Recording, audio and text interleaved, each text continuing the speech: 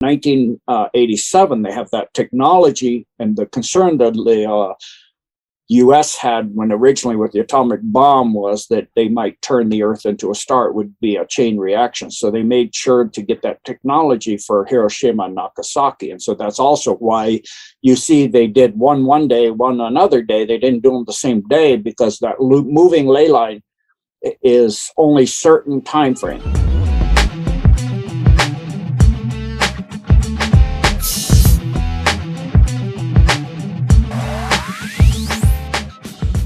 Session 49, we have the one and only Gene Decode. So, Gene, welcome of being here again.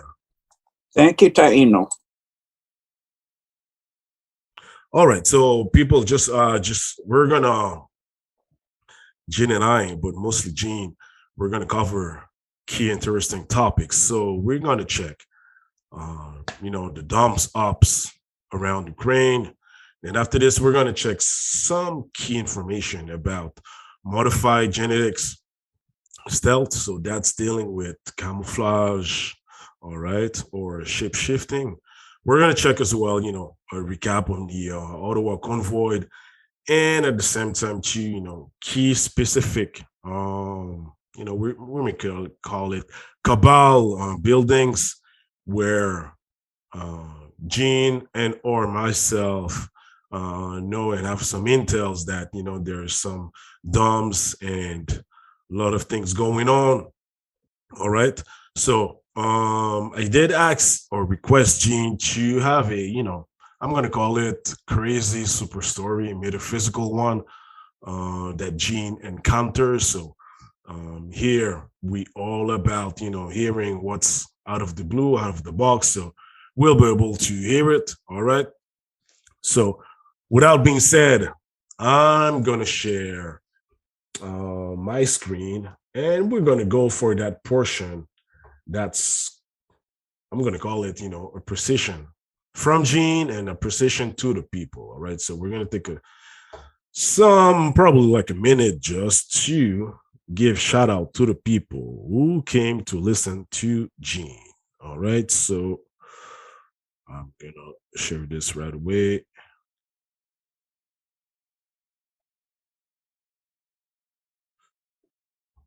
All right. Gene, are you able to see the comments that's on this page here? Yes, sir. All right. And Gene, any moment, please intervene. All right. So we have from Cami McLaren. Thank you, Gene, for all you do for humanity. Next, we have from Germany. So we have Lucas. Thank you, guys, from Germany. Thanks a lot, Mr. Decode. We also have Lady Hazy. Thank you for allowing Gene to share his information on your platform. He is genuinely kind and he is selfless. Next, we have Nathan M. Clark.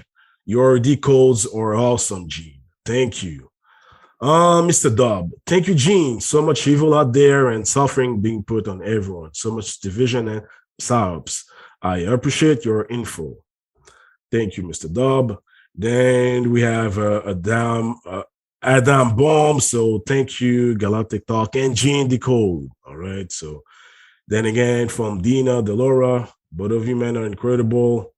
I'm gonna check. Okay, Louise Amel. So I believe she's at Quebec. So been following Gene since the first Dumb podcast through BET.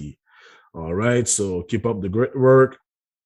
Amy Castellaneta, love you, Gene.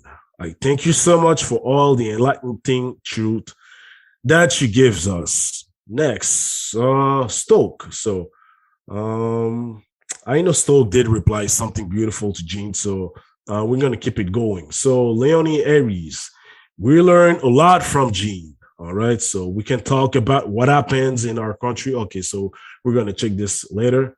Zlata, all right, so thank you so much, Gene, and the wonderful host of the program. So thank you. Ani B, thanks, Gene. Michael B, thanks for sharing Gene's info. Thank you, Gene. All right. Then I'm going to keep it going, Gene, if you don't mind. So we have Jenny Margaret, I believe she's either in Australia or New Zealand. So she said amazing, and I saw that she did reply something to Eugene again. A beautiful note, Mayor. So it's always amazing to hear Gene talk. All right. So then again, we keep it going. So just to let you know, I've seen people were telling me that they were from different part of the world. I did receive an email, Gene, from Alan from Malaysia. So you did have some questions, so we're going to reserve it for you at the end. But then again, this is the precision from the people to Gene, and I'm going to let Gene talk because he does have is a precision as well to the people. So you may go ahead, Gene. Thank you, Taino, and thank you for so many kind compliment. Really appreciate that. It helps me to keep going and getting, because I get lots of attack too. So, the attack just tells you you're over target. The cabal doesn't like the truth getting out. So, a lot of people that are telling the truth and getting really the true narrative, like what's really going on with the convoy in Canada or all over the world, the different convoy, or what's really going on in Ukraine, not at all what you see in mainstream media. So when we tell the truth about what's really happening, of course, the cabal is going to attack that because they have their narrative, their propaganda arm of the mainstream media. That's what, like Trump said, they lie. This is fake news. And so all of what they put out in the mainstream media, fake news. So this is the truth and real information about what's going on all over the world. So appreciate, Taino, that you're helping to do that for Canada and the world to get the truth of out there to what's really going on instead of this baloney propaganda that is put out through the mainstream. Thank you, Gene. So, for the people, so we're gonna go now with some key buildings. All right. So, one is next to the Parliament, and we also have one major site. Which is next to the Central Service Intelligence, and the one on the airport. And I'm gonna share. I did already share it to Gene, but I'm gonna share an experience that happened to me. So. Gene, I'm gonna stop the sharing for a second. I'm just gonna retrieve the pictures. It won't be long. All right, so I have it here.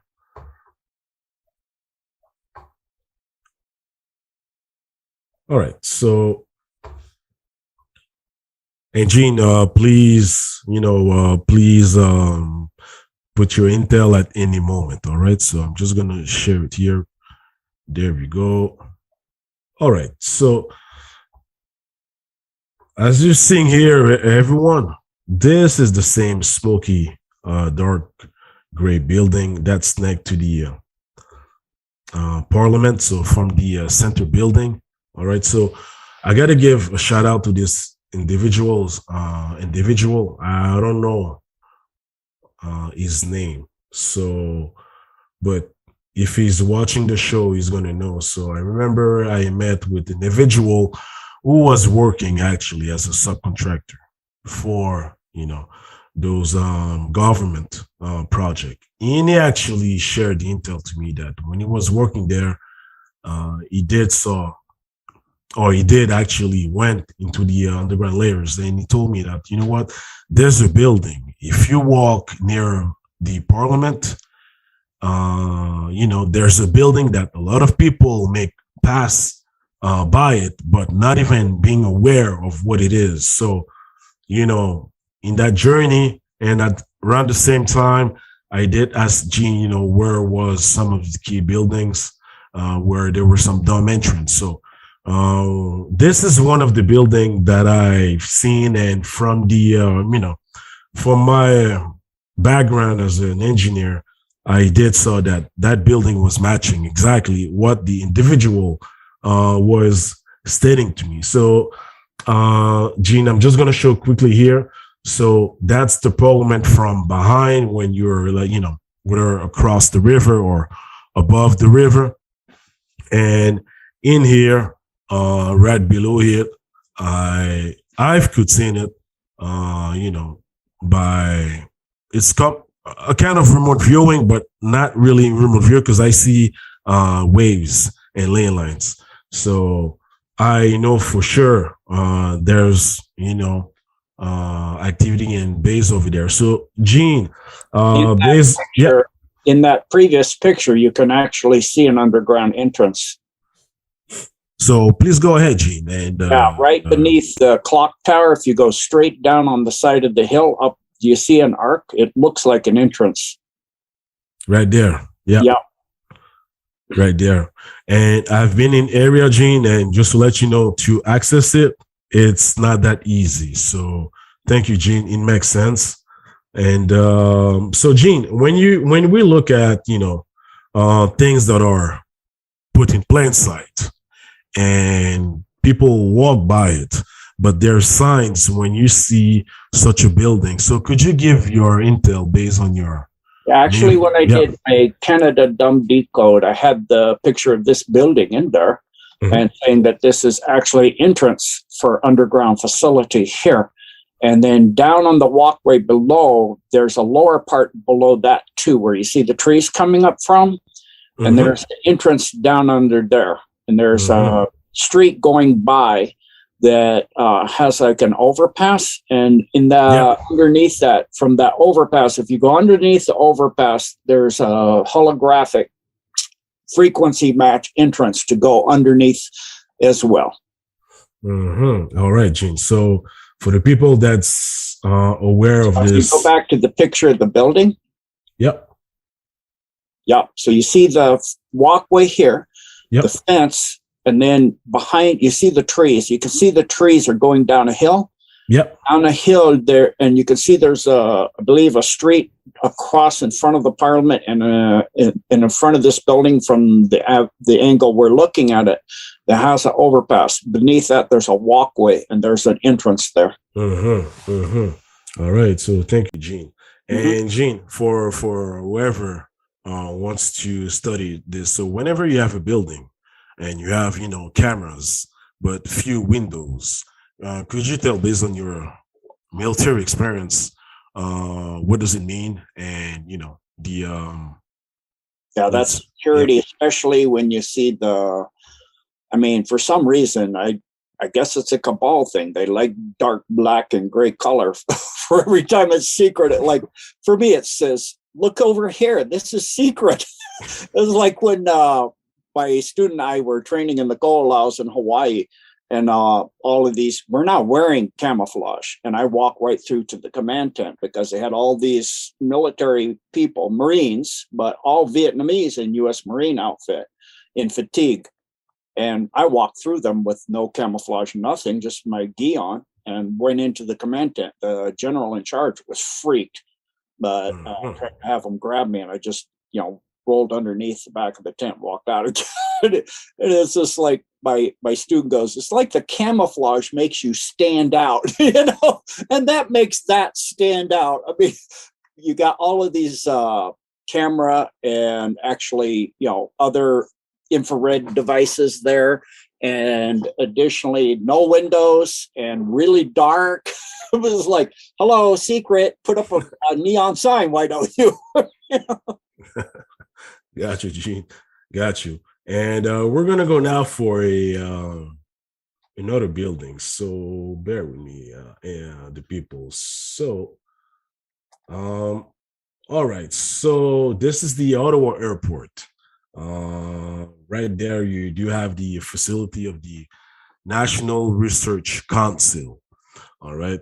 And Gene, you know what? Just from a game, because I've seen they were either the consultant or sponsoring that game. So this is from the game. Where is it? Yeah, Lemnis Gate. So basically, this game is about.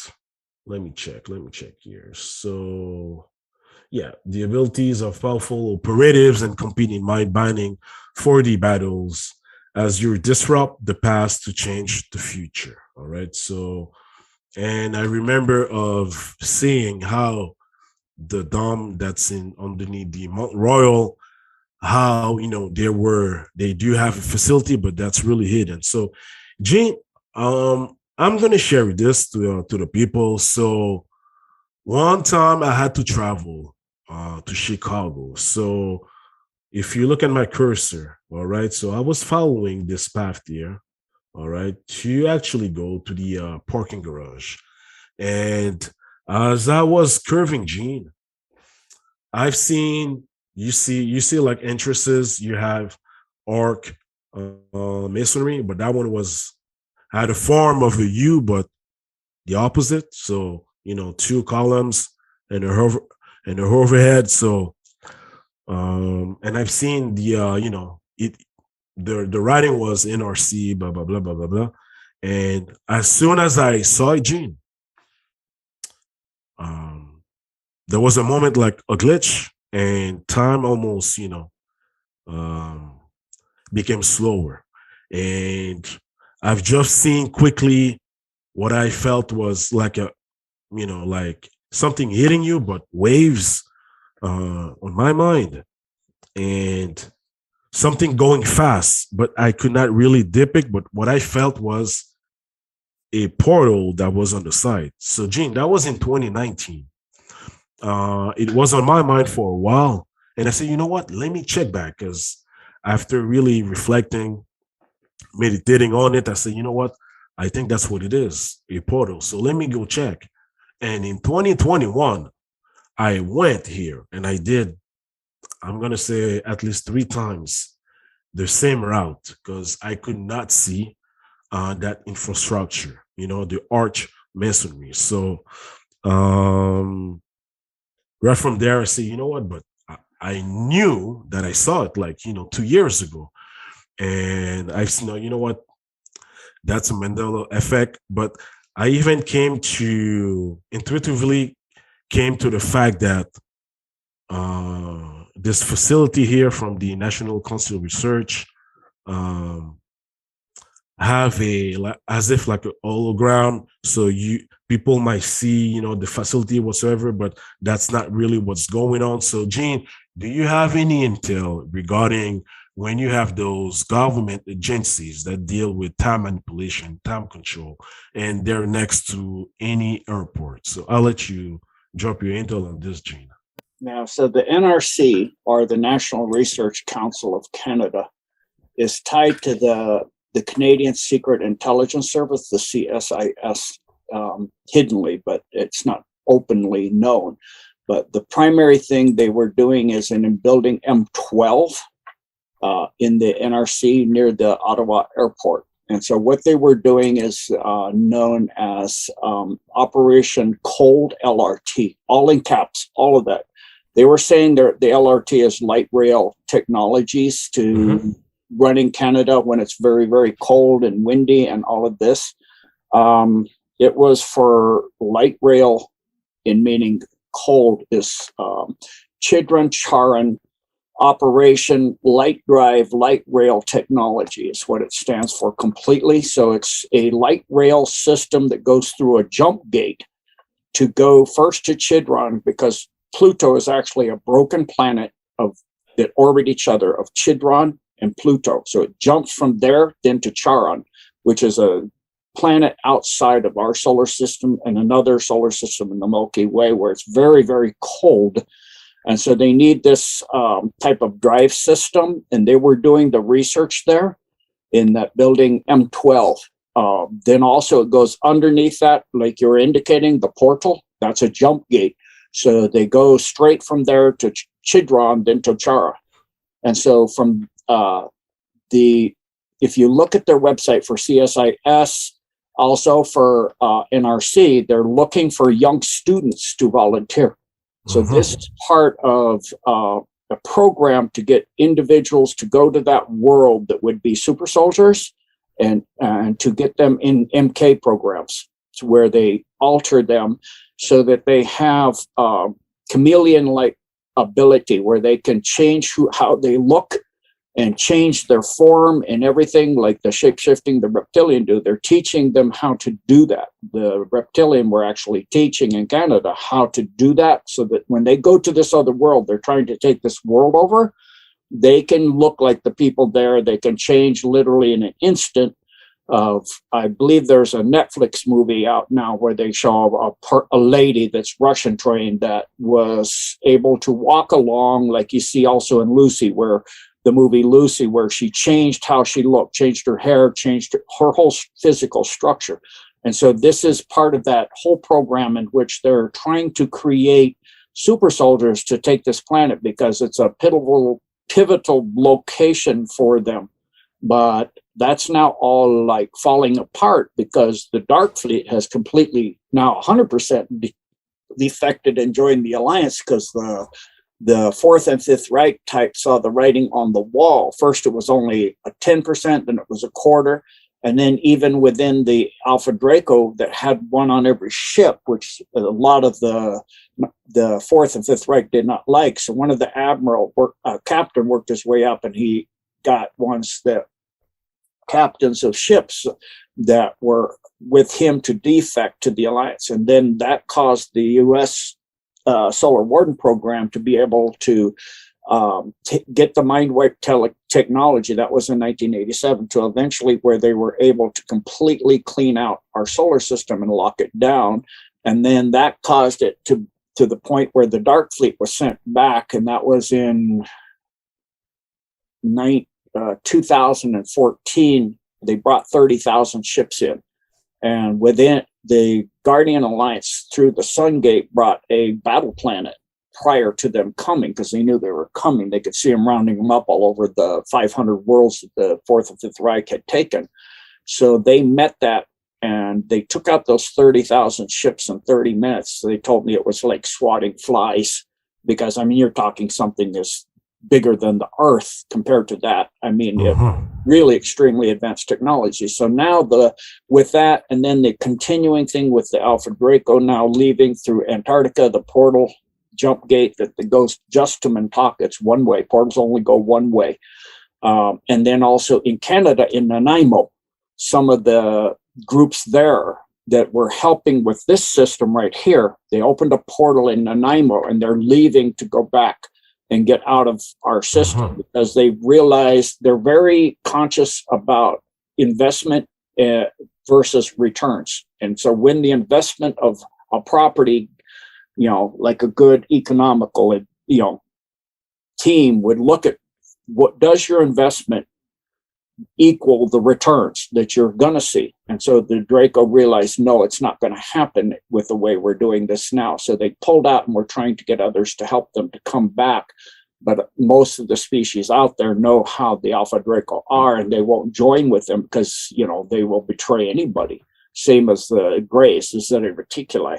They don't ever honor treaty or anything. So they have now gone completely to where the entire Dark Fleet joined the Solar Warden Fleet, which inside the U.S. is the Radiant, or inside the asteroid field, is the Radiant Guardian, and outside to the Kuiper Belt is Radiant Glory. So they are now, this is like actually, this project they had, Cold LRT, which was also operating out of Cold Mountain, which are, the big brown lake, crater lake kind of thing in Canada as well. That's and the Alliance took that out too. So that's all shut down. The only thing that's the big one left is they're working on Nahini Valley. I'm sure you know where that is too. So the Alliance is working on that. That's their last big one in Canada. The rest are pretty much all gone. And then just what's left is massive amounts of tunnels, old mines, etc. All right. Thank you, Gene. Amazing intel. And just for the people, I'm just showing here, Gene was stating from the RNC, the building M12. So that's what it is here. And going back on Google, I'm just going to show again. So that's that building here. And for the people that may not be acquainted with this area, so this site is probably just a, I'm going to say a kilometer from the Ottawa River. And the site is quite huge. And when Gene mentioned that that's the whole campus here, and it's crossing that boulevard here. All right. So when Gene mentioned the Canadian Service Intelligence building, so that's what here it is. But you see, there's no separation from this organization here and that agency here. So thank you, Gene. And Gene, since I'm going to show now, the picture from actually the building next to the airport. So still from the NRC. That's aerial view here, and that's an overview here, the airport and the NRC here. So Gene, when I mentioned to you, the glitch, and when I saw this portal, but then coming back years later, 2 years later, I did not see anything. Could you tell to the people some of the things that did occur in other places, whether United States whatsoever, where people came to find out mysteries, but then after this, when they're going back, it's as if the mental effect has occurred. So could you please explain to the people some example or just the technical aspect of it? Yeah, so Mandela effect is first started happening because of Project Montauk, which was run out of Montauk Island, in which they were using the technology they first used on the USS Eldridge and the Philadelphia experiment to get technology for nuclear weapon and total stealth, where they go completely invisible. They move the ship from Philadelphia Harbor in 1943 to Boston Harbor in 1987, because their concern for nuclear was not understanding it completely. And even the math and science they put out is not completely accurate on how nuclear weapons work. It doesn't just take supercritical mass. It takes a trinity to change matter into energy. So you have to have coincidence and concurrence with the ley lines and the movement of the energy structures coming out of the Earth as they move up the ley line. There's a moving ley line that comes out of the equator, and then you have static ley lines north-south. So you have a line that runs east-west that come out of the equator and head up and down to the poles, respectively, north and south, and they make a crosshair. So you have to be within 1 second degree of arc in every direction, and within when that cross happens, you have to be within 1 second in time of that crossing. Then you have to have supercritical mass. That's why they built all the reactors off of ley line, so that if you have a nuclear accident, you don't have an atomic blast, because you don't have the other two factors. So in 1987, they have that technology, and the concern that the U.S. had when originally with the atomic bomb was that they might turn the Earth into a star. It would be a chain reaction. So they made sure to get that technology for Hiroshima and Nagasaki. And so that's also why you see they did one day, one another day. They didn't do them the same day, because that moving ley line is only certain time frame. You can't just do anytime all of it, the whole Earth at once. You can't have unlimited thermonuclear war, dropping bombs on every location you want on Earth. You have to hit those crosshair. Additionally, because the ley lines, static lines north to south, run, Japan is very narrow east to west. So you're going to have a couple lines running through Japan from north to south, which means you can't hit any target you want.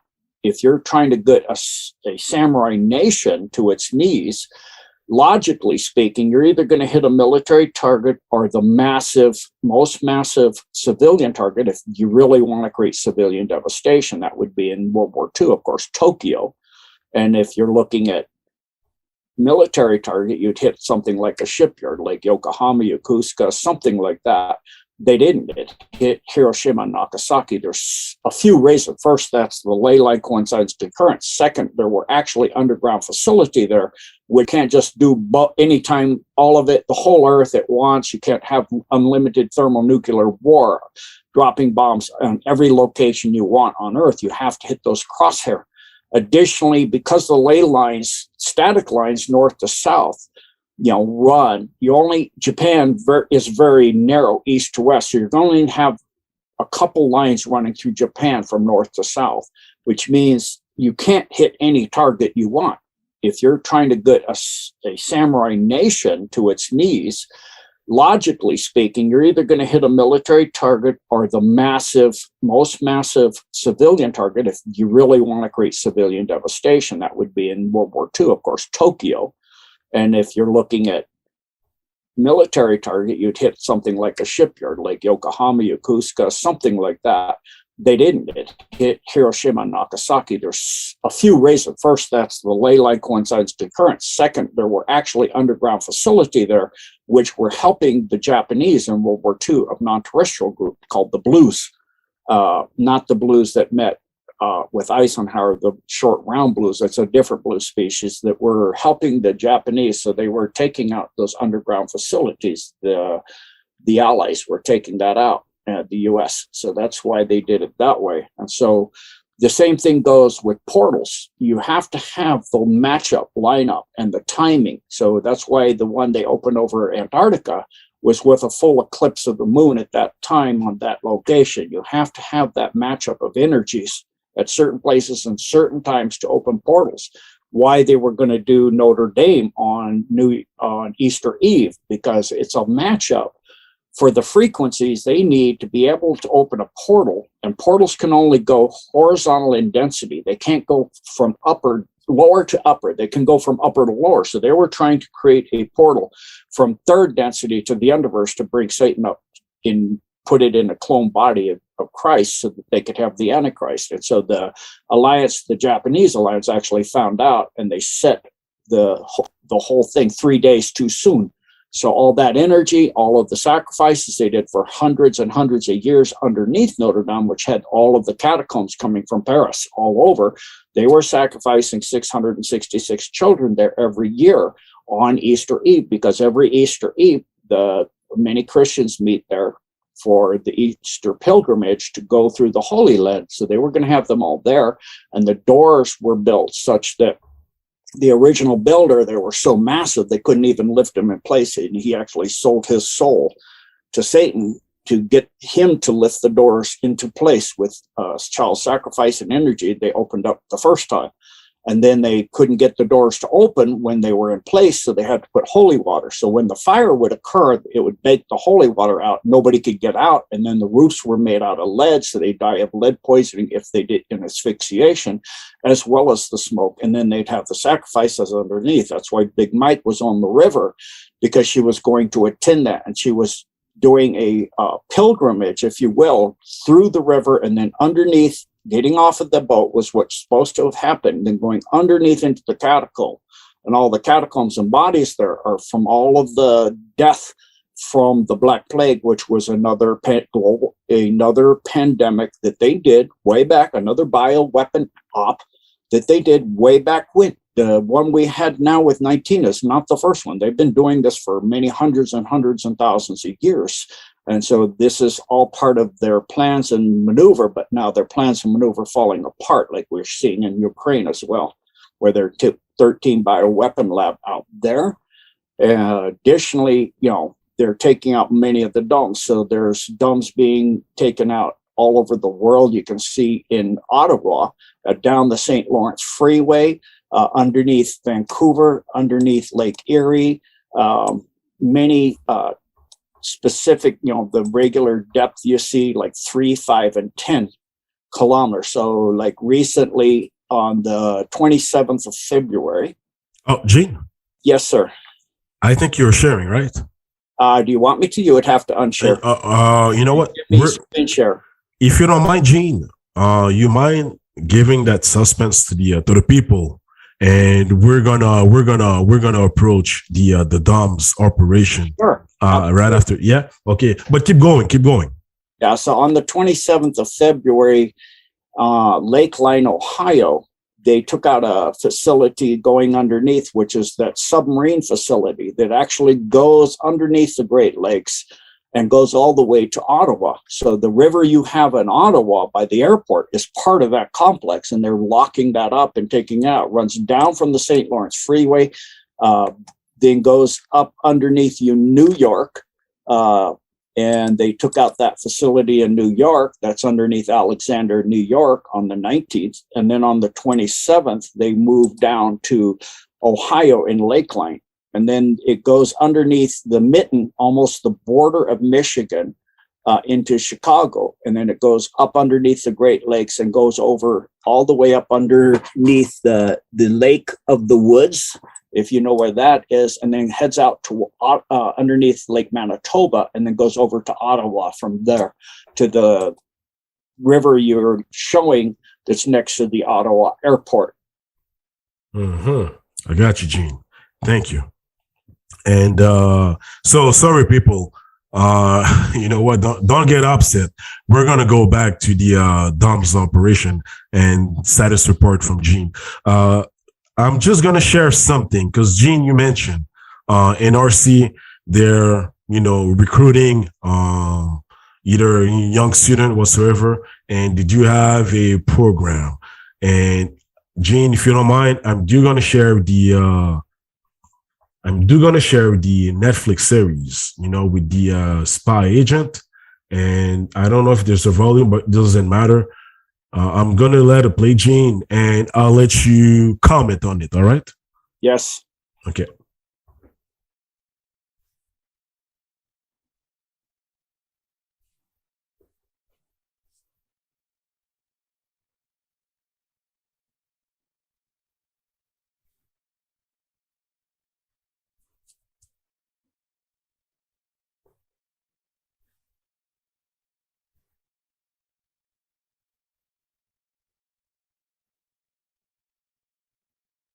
So what is happening? They call it in from the cold. It's actually part of that cold operation I mentioned. But additionally, what it does is the person can change their identity. They call it chameleon obfuscation. And the L is a foreign word for identity. I don't remember the word. I'm not good at foreign language. Denial. So you're denying your original identity and changing the structure of who you are to be a different being. Literally, you literally alter your structure through these superpower kind of super soldier, technologies that they have with genetic alteration and chemical alteration as well, like you saw there. All right, Gene. Yeah, that project's a super soldier project, literally called "In from the Cold." It's actually the name of the super soldier project. They literally put it in our face, just like the president of the Ukraine used to be in a TV series called "Servant of the People," and he played the president of the Ukraine, and he was a popular guy that rose and got rid of a communist or not Third Reich kind of regime, and then became a democratic leader. And so that's just like you hear now with the guys in the Ukraine. Already they're investigators. They've got the big huge servers that were in Kiev and under Chernobyl in the dump there, along with thousands of children from that dump, like the general in Russia is now saying. They're not going to leave till they get all the children out of there. And so they put it under there so that they can't bomb it. But it's not meaning the Spetsnaz, which are, other than U.S. Delta forces, are the best special forces on Earth. And they did an incredible, amazing job in Ukraine. That is not a war. That is a surgical strike where they were very careful. They have Ukrainian people that were, in some cases, wanted it to be the way it was. Were demonstrating and getting in the Russian forces' faces, and they didn't do anything. They're just smiling and being really calm and considerate. The targets they took out, it's not like the U.S. going into Iraq where they just leveled everything and killed thousands and thousands of civilians. They didn't do that. They were very careful, and you can see the helicopters and the things going, like I showed in a previous interview. All the street is lit up. The buildings are lit up. People are driving. If you would not, I'm pretty sure you and I are reasonably intelligent, most people are reasonably intelligent. If helicopters are shooting everything up and there's danger, you wouldn't be driving down the street in the middle of the night with your lights on. It's just kind of common sense. You can see the highways all lit up. And obviously what the mainstream is saying is not true. What you're seeing with the weapons being given out went and there's videos of people saying this, of Ukrainian people, I'm afraid to walk down the street because the government gave weapons to everybody, and the main people they wind up giving it to is these gangs. And now they're afraid, people are afraid to go to the store because all of these gangs are looting and breaking and killing people on the street. And that's exactly, it's a BLM kind of Black Lives Antifa kind of move, where you create massive instability. And like Stokely Carmichael was saying, pressure from above and pressure from below. So you have all of these pressures that, lawlessness in the streets and all of this, and then the media covers it and puts their own spin on it and not the truth of what's really going on. And so the best one I've seen for if people want to watch it is Aussie Cossack's wife. Watch his report on what's going on in the Ukraine. It is exemplary and absolutely correct. Very, very precise. Very, very surgical strike of taking out areas, because it's not a new thing that started this month or last month. This violation of the Minsk Treaty by the Ukraine has been ongoing for 8 years. They've been killing Russian people that are in those areas of Donetsk, Luhansk, all of these, all the way up Chernihiv, up in Chernobyl, Kiev. All of that is originally Russian. It's settled by Russians. Those people consider them Russians, including the Crimea, including Odessa. All of that area is Russian. Those are Russian people. So, there's a line, which if you look over where Iolutsk and Ivano Frankivsk, sorry, I don't speak Ukrainian or Russian, as close as I can get, those are Ukrainian areas. So, what I'm thinking and seeing is, I agree with him that you're going to see a line that's going to be pretty much drawn, separating like just to the north and east of Chernobyl, going straight down to Moldova. You're going to see a line following terrain, of course. It won't be a straight line. It'll follow some terrain, so you have natural boundaries that are understandable. But you'll have Ukraine, and then that other part, which has been Russia, was Russia until Stalin annexed it and created new lines and all of that.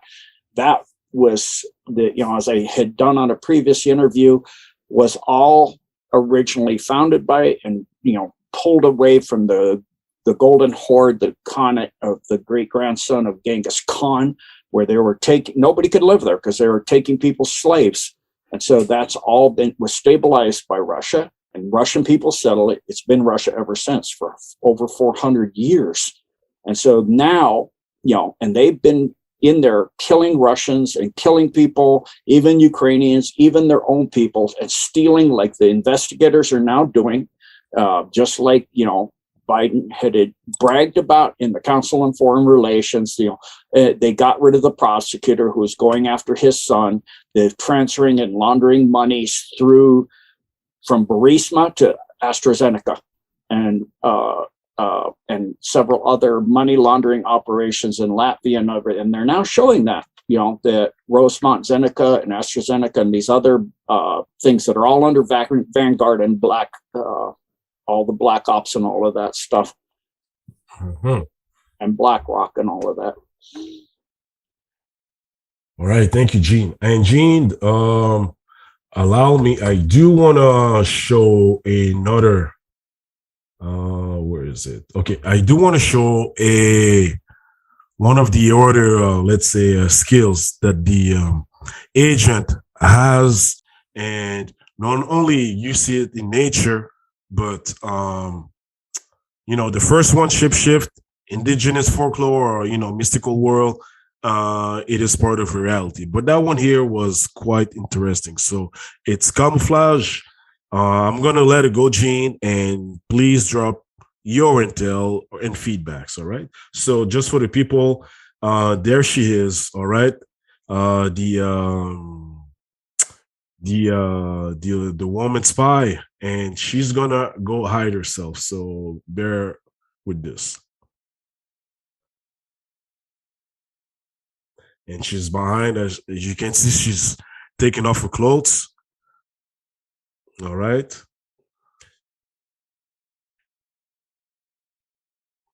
And going into a camouflage. All right. So, Gene, any military intel regarding this skills of stealth?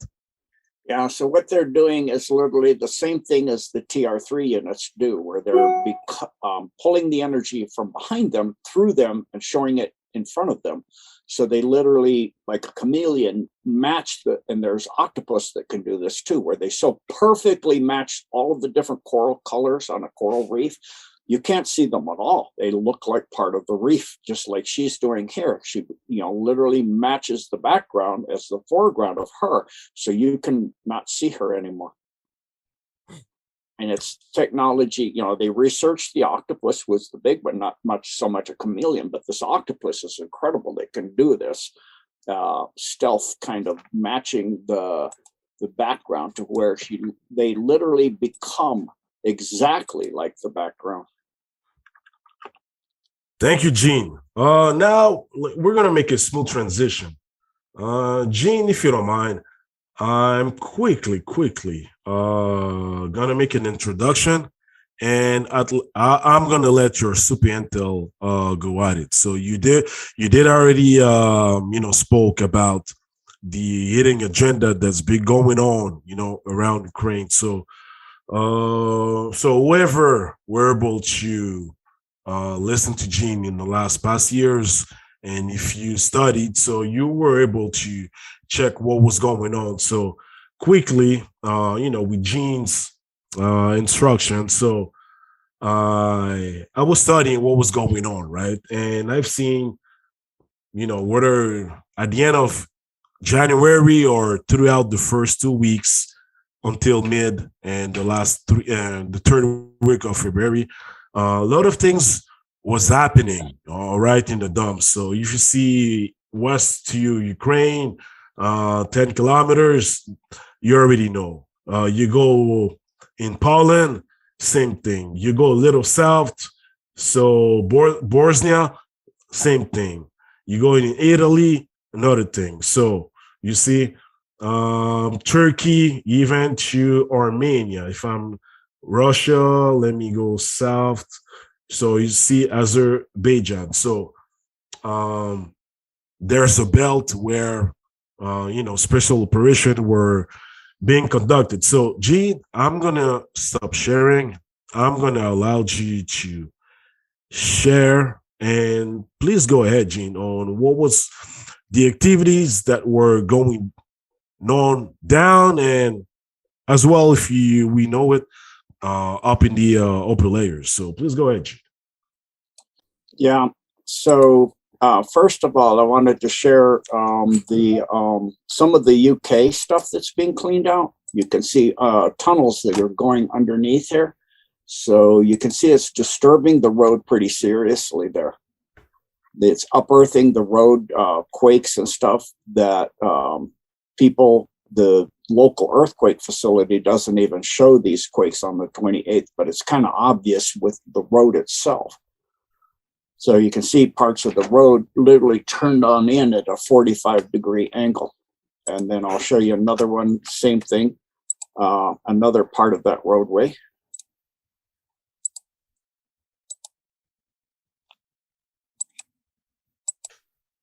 So pretty seriously unearthed and upended.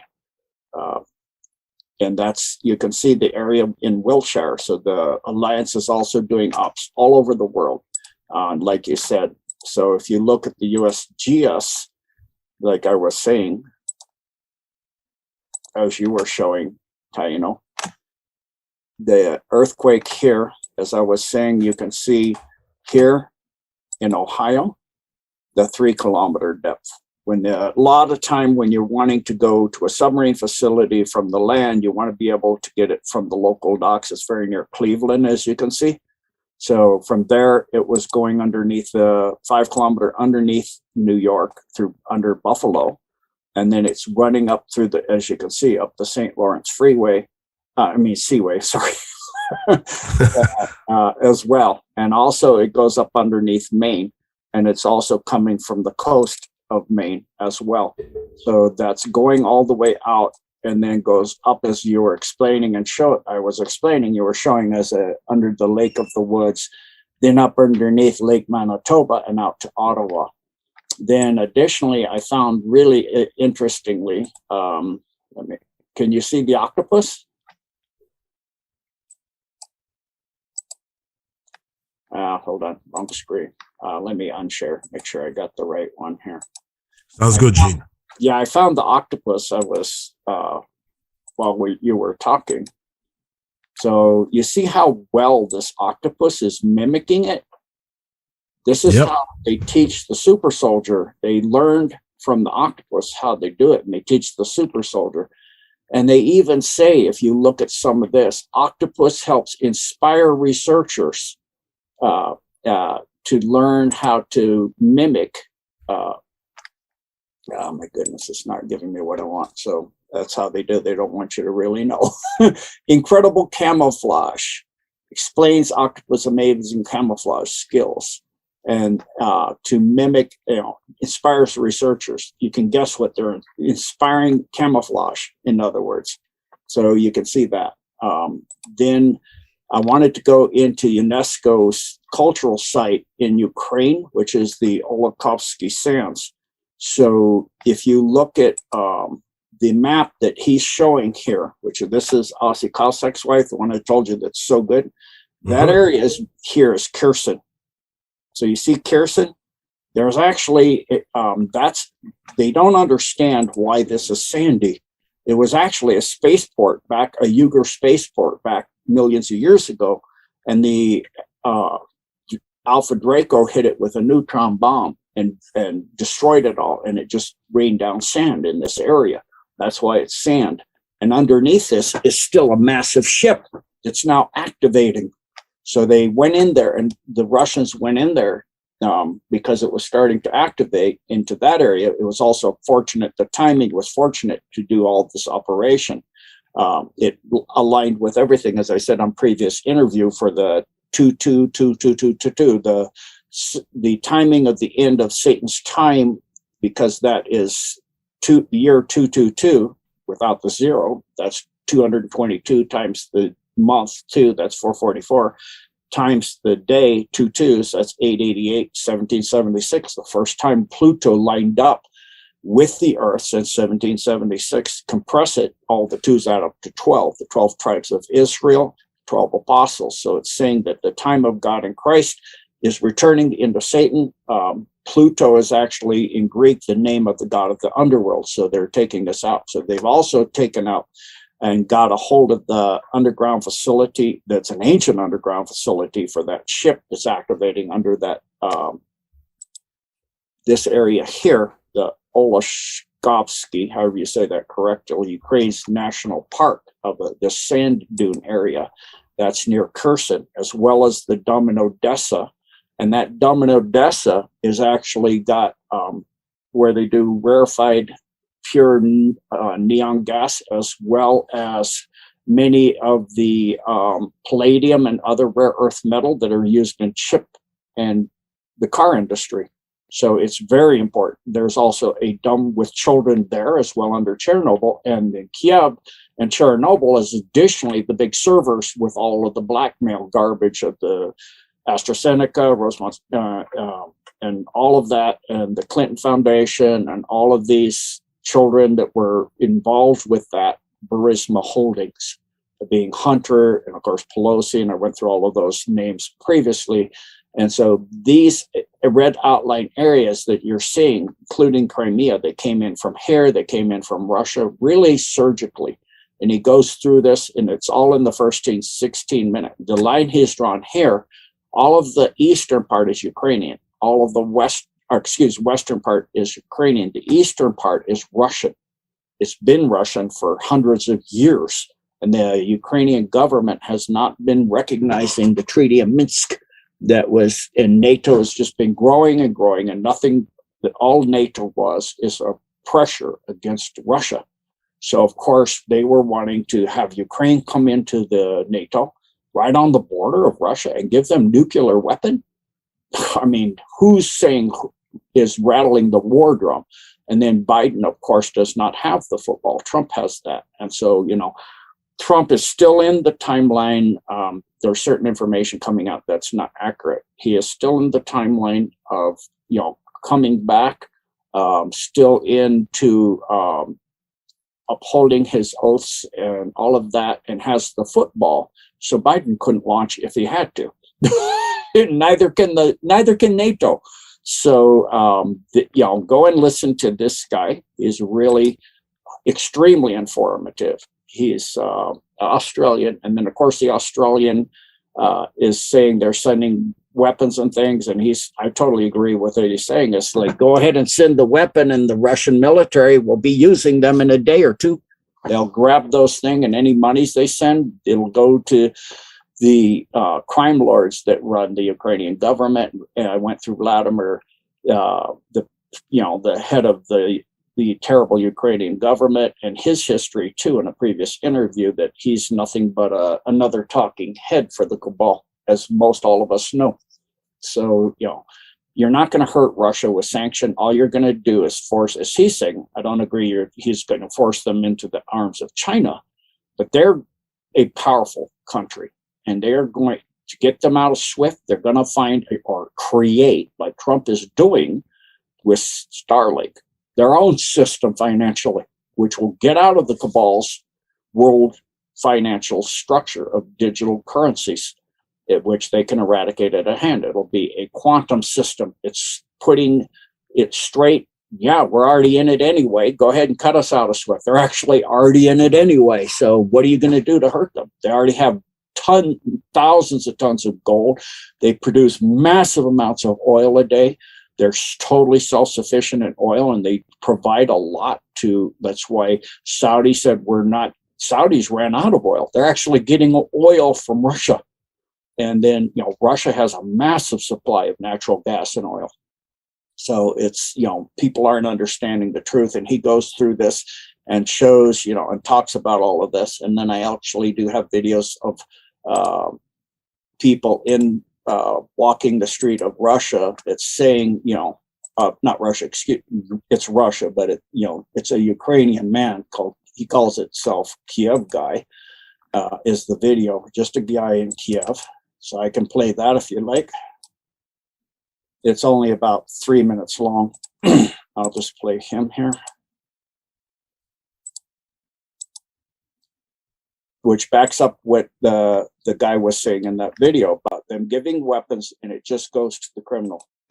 So it's about 9 a.m. on Monday, February 28th, 2022. As you can see, that's the VIP club of the Premier Palace Hotel. I'm walking down to Krashatik, and I'm going to the supermarket to get some food. They've announced that it's okay to go to supermarkets and pharmacies. The problem that we're having is that because of the weapons that the Zelensky regime handed out willy-nilly in the last few days, a lot of criminals have these military-grade weapons, quite frankly. And so there's been robberies, there's been looting, there's been rapes, there's been all kinds of havoc because of these criminals. And it's known for a fact that a lot of the shooting that went on last night in Kiev had nothing to do with the Russians. The Russians were 10 kilometers or more away from these shootings, so it was clearly probably gang-related, gang settling scores, and shooting one another. That's something that the Western media is not talking about, of how the Zelensky regime, by handing out weapons, has basically given weapons to all the criminal elements in the city. And the criminal elements in the city are, first of all, figuring out their dominance hierarchy and this anarchy that the government has created. And soon enough, once that's settled, they'll start targeting the civilians. That's what the Zelensky regime has done. Okay, so let's not pretend otherwise. These people are creating chaos in Ukraine in the name of the people fighting against the Russians. It's absurd. It's irresponsible, and it will only hurt the Ukrainian people. And I've come to the conclusion that the Zelensky regime is evil. And I live in Ukraine. I have Ukrainian family members. I think that the Ukrainian people are a brave gentle and wonderful people. But at this time, I think that the Zelensky regime has gone insane and should be no, Anyway, for those people, there have been some people. Yeah, he can't even say should be gotten rid of because of censorship. Claim that I'm lying about being in Ukraine. As you can see, this is Crescentic Avenue. I'm standing right in the middle of it. This is probably a first in history. I'm standing right in the middle of Crescentic Avenue, and you can see in the distance everything. And yeah. So anyway, I'm sorry. So just a little bit, I won't play to the end. He is obviously very scared, as he said. Additionally, he's going to get a little bit some F-bombs, so I won't play that. But he's pretty scared. He's pretty upset. So a lot of people would be going there, understandably, when you're in a situation because your government has given weapons out to a whole bunch of gang people. And it made it so you can't even safely walk the street. You have to walk and constantly check your surrounding and looking for somebody with a gun shooting somebody, maybe you're going to get rather upset. So really about the truth of what's going on, just like the Cossack's wife, that video, I really recommend people watch that, give him a thumbs up. I made a comment. You can see my comment in his show note. In the bottom there below, where I said, thank you for telling the truth, Gene Decode, God bless. And so he is an Australian, but he has Russian descent. So with that, go ahead, Taino. Thank you for letting me take the floor for so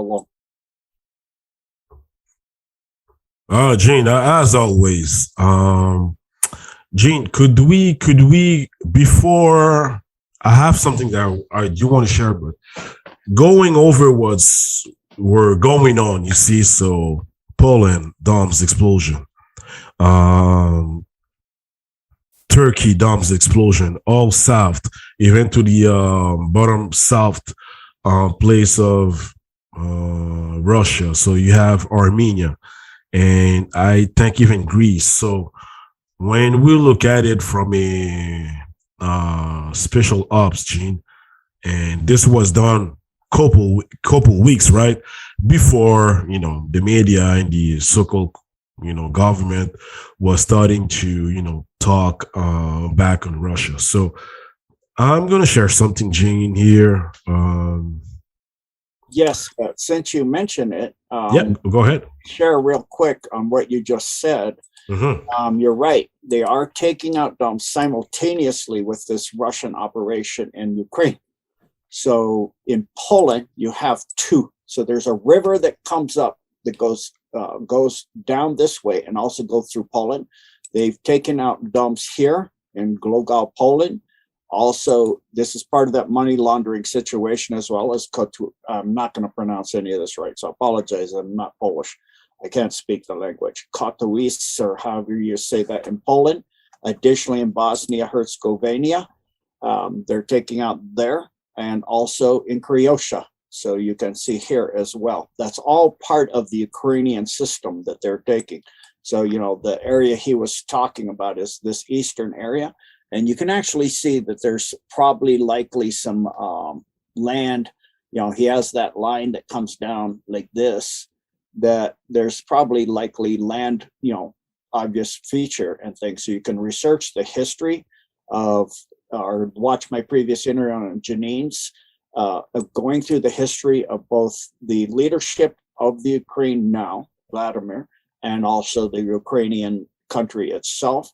And then you can also, see in England, they're taking out in Hockley, as well as that one location where they don't even show an earthquake, but they are taking out dumps there as well. So there's lots of operation going on that are coinciding with removing this filth that has been doing terrible and evil things to children and taking the money, your money, our money, the Ukrainian people's money, making us debt slave for life, where we would be living a life of abundance, had the technologies and all of the things they shared that Tesla brought out, Van de Graaff brought out, many, many people brought out. Thank you, Taino. No, thanks, Eugene. And just to continue on that note, so, Gene, I have something that I do want to share, but going over what's were going on, you see, so Poland, Dom's explosion, All right, so I'm sharing here.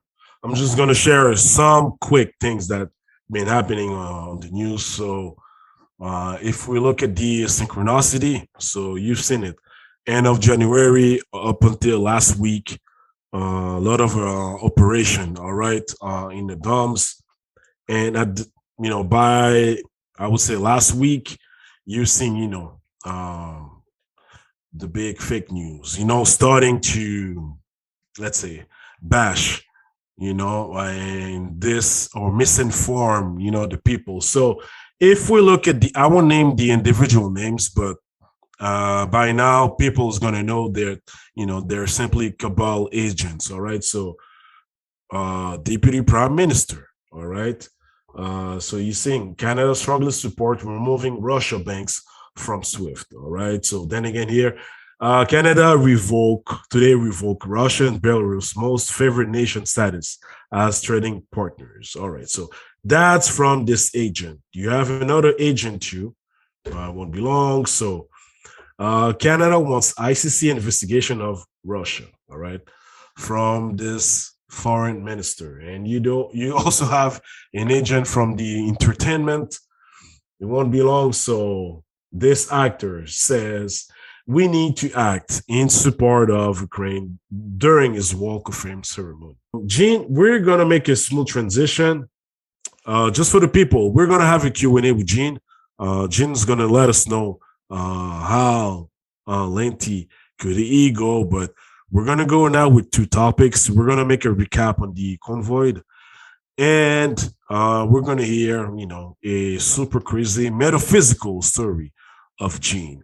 So Gene, quickly, I'm going to get these pictures. So let me check if that's all right. So Gene mentioned it. Apparently, what was going on in Ottawa a couple of weeks ago, there was chaos whatsoever. But if you actually went on the street, it was totally the opposite. So, Gene, if you don't mind, I do want to share this little thing, and please go ahead with your marvelous intel. So, for the people, the first Saturday that it started, I've seen a special aircraft, you see, hovering. So I'm going to show to the people where was I, so that you could have an idea. All right. So from Google Earth, this is, where the convoy were being at. All right. In the heart of downtown Ottawa. And Gene, in this area that I saw the aircraft, all right, hovering. So smoky, gray. But when I've seen it, so, one of my, metaphysical moment that's occurring, almost every week. But when I went in the city and seeing how, seeing how organized and, where the trucks were being at, which clothes were which street were closed. I've said, you know what, this is a planning to another level. It looks like for me was an advanced military, planning. And when I thought again about the aircraft that I've seen, I said, oh, you know what, this is done to another level. So, Gene, I'm gonna scroll down the photos, and please share your intel.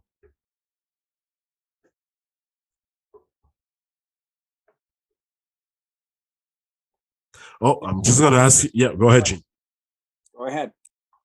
Oh, no, I'm just going to scroll down the photos, and please tell, behind the scene, what was going on and the involvement, whether, alliance, any advanced military group whatsoever, and how it did made something, and the synchronicity with the operation set of Ukraine within the dump. So please go ahead, Gene.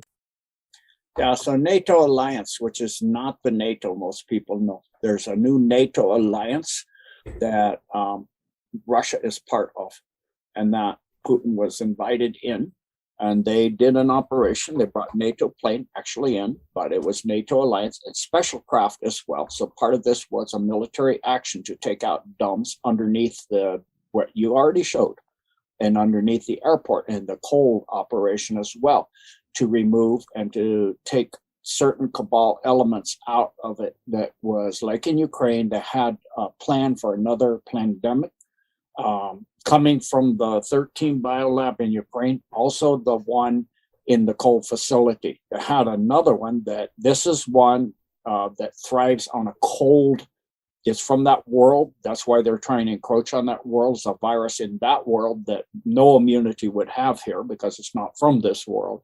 So that's why they wanted to go to that world, to bring that here, to release it in Canada and to release it in Ukraine. So it would come out of two locations. So you can't point a finger and go, it's the Chinese one. You know, it would be Canadian Ukrainian one. I mean, it doesn't make sense. So they would be able to say, no, this is a natural thing. It just, you know, was carried from here to here, or this, it came up, and it's another derivation of 19 or something like that. But it's totally would be a non-Earth type situation, no earthly genetic ever foreseen. So this is a military precisional operation. I had talked before that behind the Ottawa, in that area where you show, they were digging it up.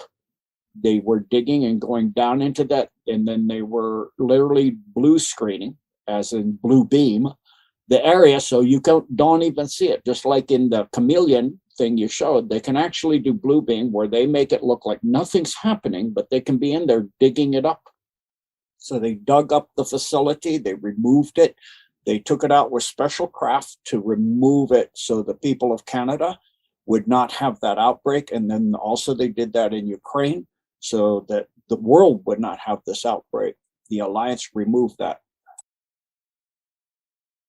And like you said, it was peaceful. And then the goons of the Castro Jr. came in, were, you know, impounding trucks with tow truck that they had, covered over the company information. And then they also removed firewood. They removed fuel. I mean, really, firewood and fuel is illegal.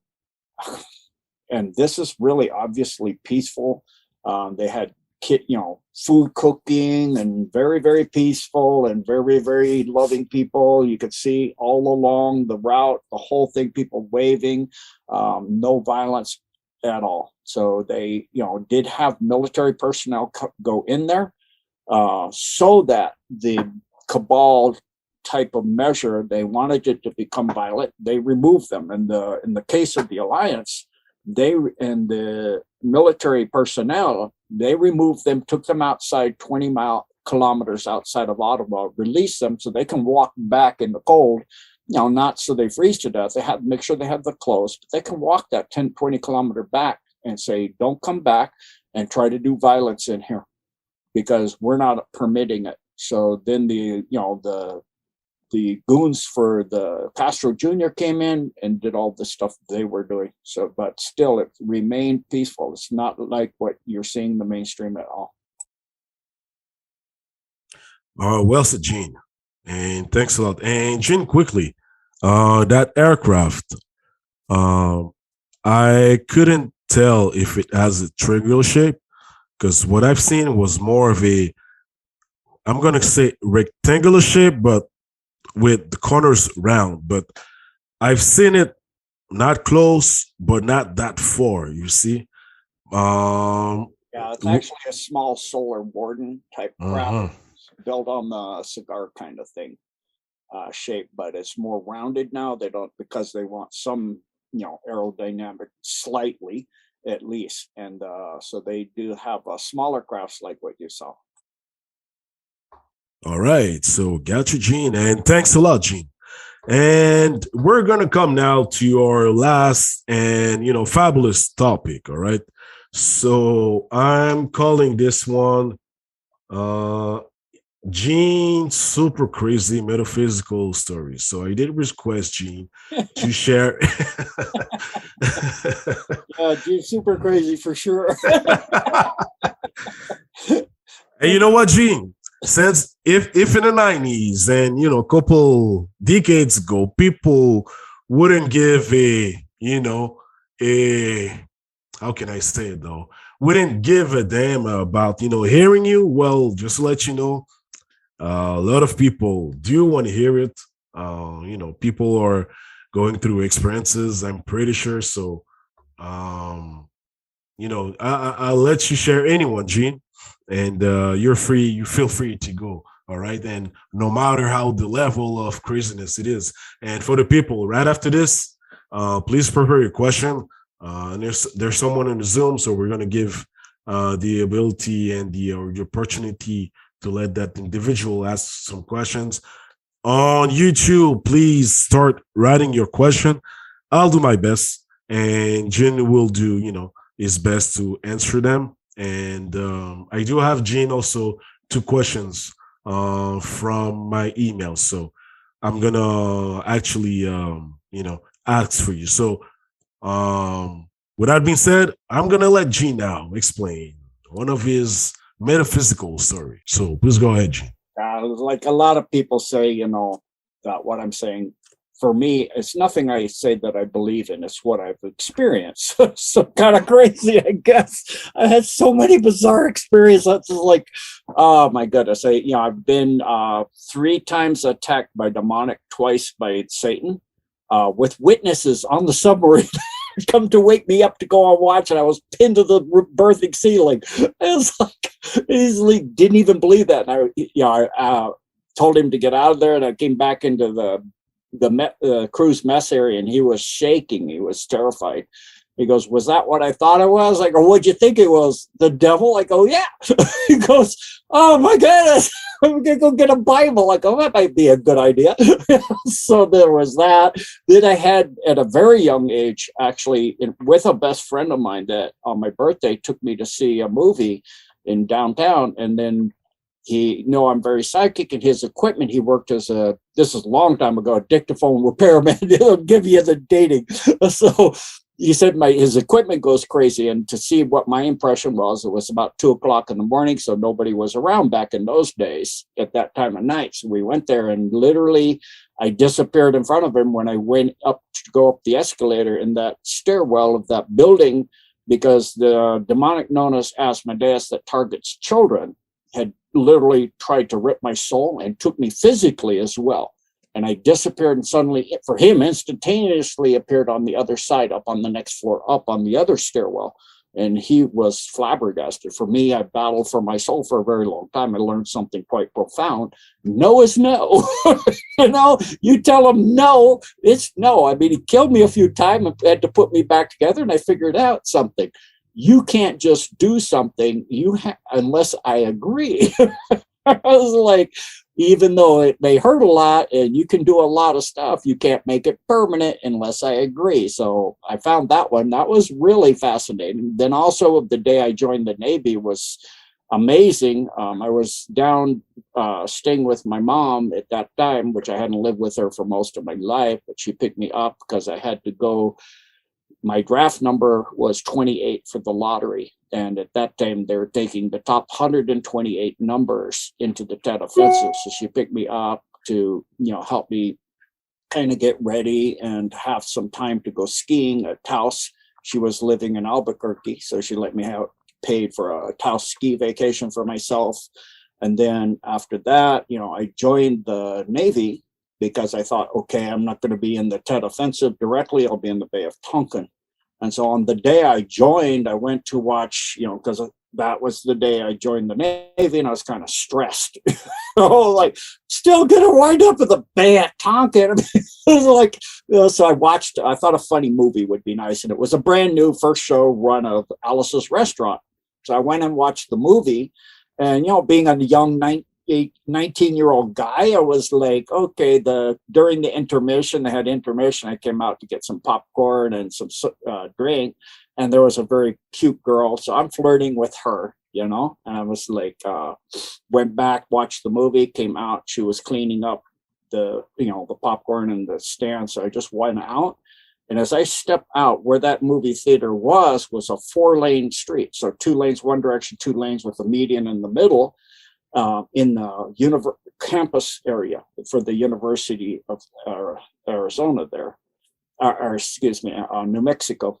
And so suddenly, it's like suddenly a ripple went across my eyes, and I'm in a residential area. I'm like, and it's a regular street, just no median, I mean, just street. And I'm like, I don't understand. So I went to the corner, because in Albuquerque, it's divided by the freeway. So you have everything to one side is street, the other side is avenue. And then in the university area, the other direction, the names of the street are named after colleges. So I, figured I can just find out where I am by the street and the name of the, the cross the street. So and get back to the movie and where the car was. And I go to the corner, and I'm on avenues, not street. I'm like, I'm on the other side of the I-40. It's like miles away. And then I go, and I'm on Ute. Oh no, I'm a white guy in a Spanish section. This is not good. And it's dark and late. So I immediately, as I walked over there, I heard, "Yo, gringo."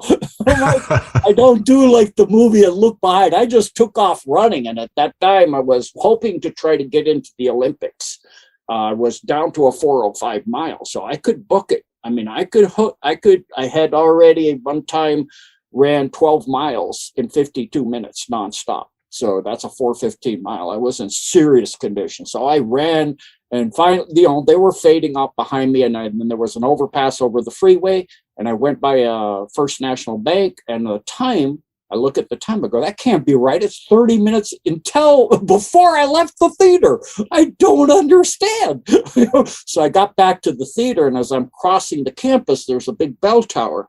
And it's still before I left the movie. I'm like, all the clocks are wrong. I go into the theater, and she's not as cleaned up, has as much cleaned up. And I go, she looks at me, because I've been flirting and trying to get her phone number. She goes, "So you're who?" Yeah, I'm trying to impress her, like you do when you're a young kid. So she goes, "So you're Houdini too, I suppose." I go, "What's that supposed to mean?" She goes, "How'd you get out?" "Walked out the front door." She goes, "No, nobody's come out since the movie started again." I go, "No, the movie's already over." She goes, "No, it's not." I went and opened the door, looked in, the movie's still going. I'm like, oh no, what just happened? I'm like, oh my goodness, I've somehow gone back in time. And I'm going, trying to, I didn't know physics and quantum physics and all the stuff. I go, if I come out of the theater and I see myself, do I like wink out of existence because an older me meets a newer me?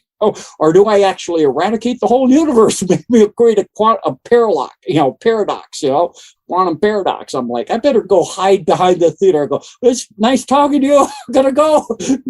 So she must have been freaked when I went out now, and then I went out again. This must have been weird for her, but I never went back. And it took me 20 years to figure out that I had done what's called tesseracting, is by, what I call a threefold rip, by having my, when I came out, was thinking about her. So my mental body was with her. My physical body went left to go to the parking lot that's next to the theater. But my spiritual body, my soul, was actually at rest.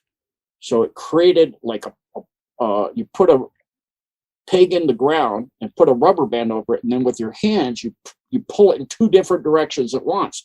You let your hands go, and it slingshots your soul, and all the rest of you, your physical body going one way, your mental body back where it is.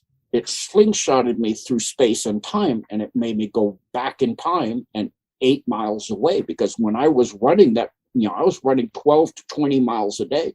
And doing wind sprints and laps, and I could feel distance precisely in my body. So when I had gone from that Ute and street down in Spanish Harlem back to the university, I knew that was 8 miles, about 8 miles. And I'm like, I certainly, when I got to the theater, could feel the 8 miles, but I would definitely feel if I've done 16. I mean, I certainly don't feel like I did 8 miles to get there. So what I did is, what's called a tesseract. I more think it's appropriate to call it a threefold rip, where you rip space-time by going in three directions and then letting go of the other two, and it slingshots you through space and time. And so, it's, took me 20 years to figure out what the heck happened there.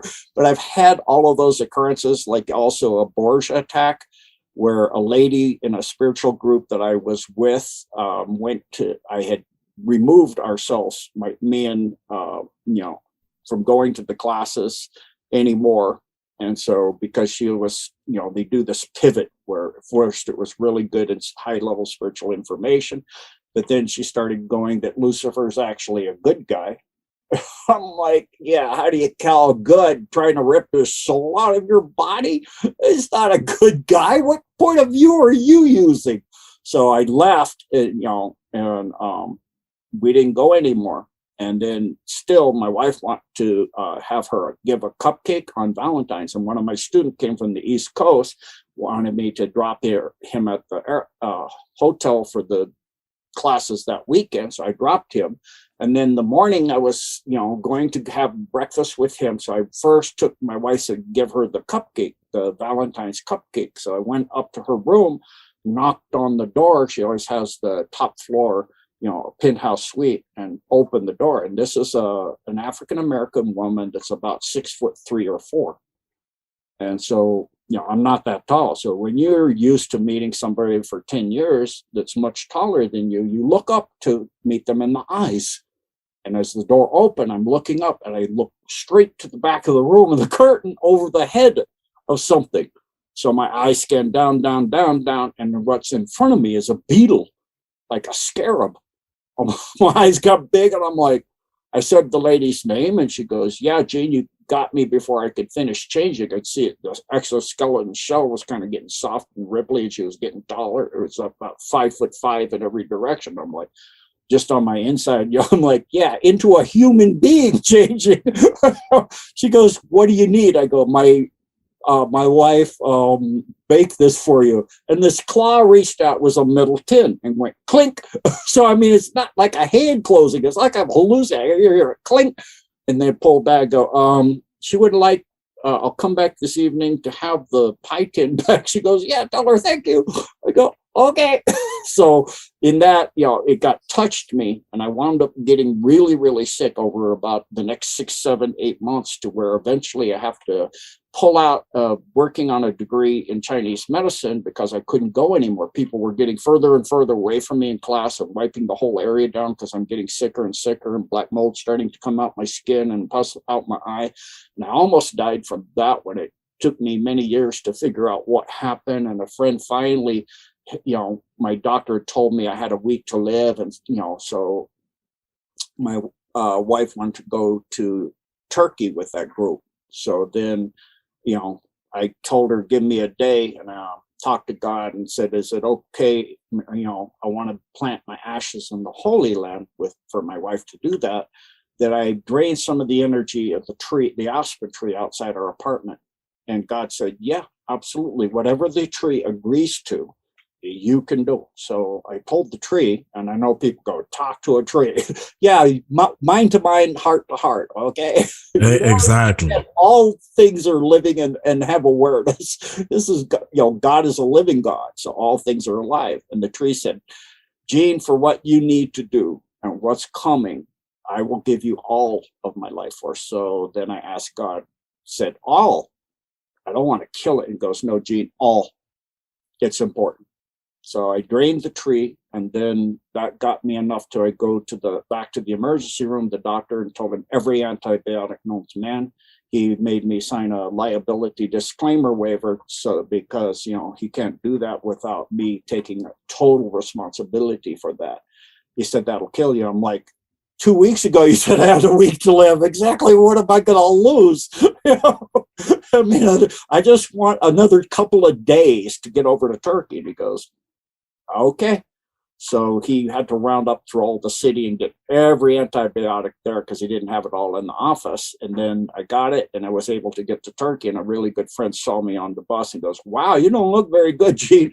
And I was literally, my skin's breaking and blood's coming, and black blood's coming out. I'm really, really sick, and black mold. And I go, and I'm all bundled up. Everybody else is like, aren't you hot? I go, no, I'm freezing cold. Because in the apartment, I had the apartment set to over 100 degrees, and I'm wearing my ski clothes and my triple layer sleeping bag made for Mount Everest, because my metabolism had completely shut down. And the guy saw me, he said, you look really bad. And I go, I'm dying. Of course I look bad. And he goes, well, I have some stuff, which is from Jim Humboldt, that tastes really bad, but it might make you feel better. I go, I don't care what it tastes like. If it made me feel slightly better, I feel like I was mugged with 5 people with baseball bats for half an hour. I'm bleeding all over just like I was, and I'm all torn up and sick and coughing for hours and coughing up blood and lung. So by the end of that first day with that stuff that he gave me, I was 80% better. Immediately within minutes of taking that, I quit coughing and the eyes started to clear up. And so I just hounded him for the whole day, every half hour, more.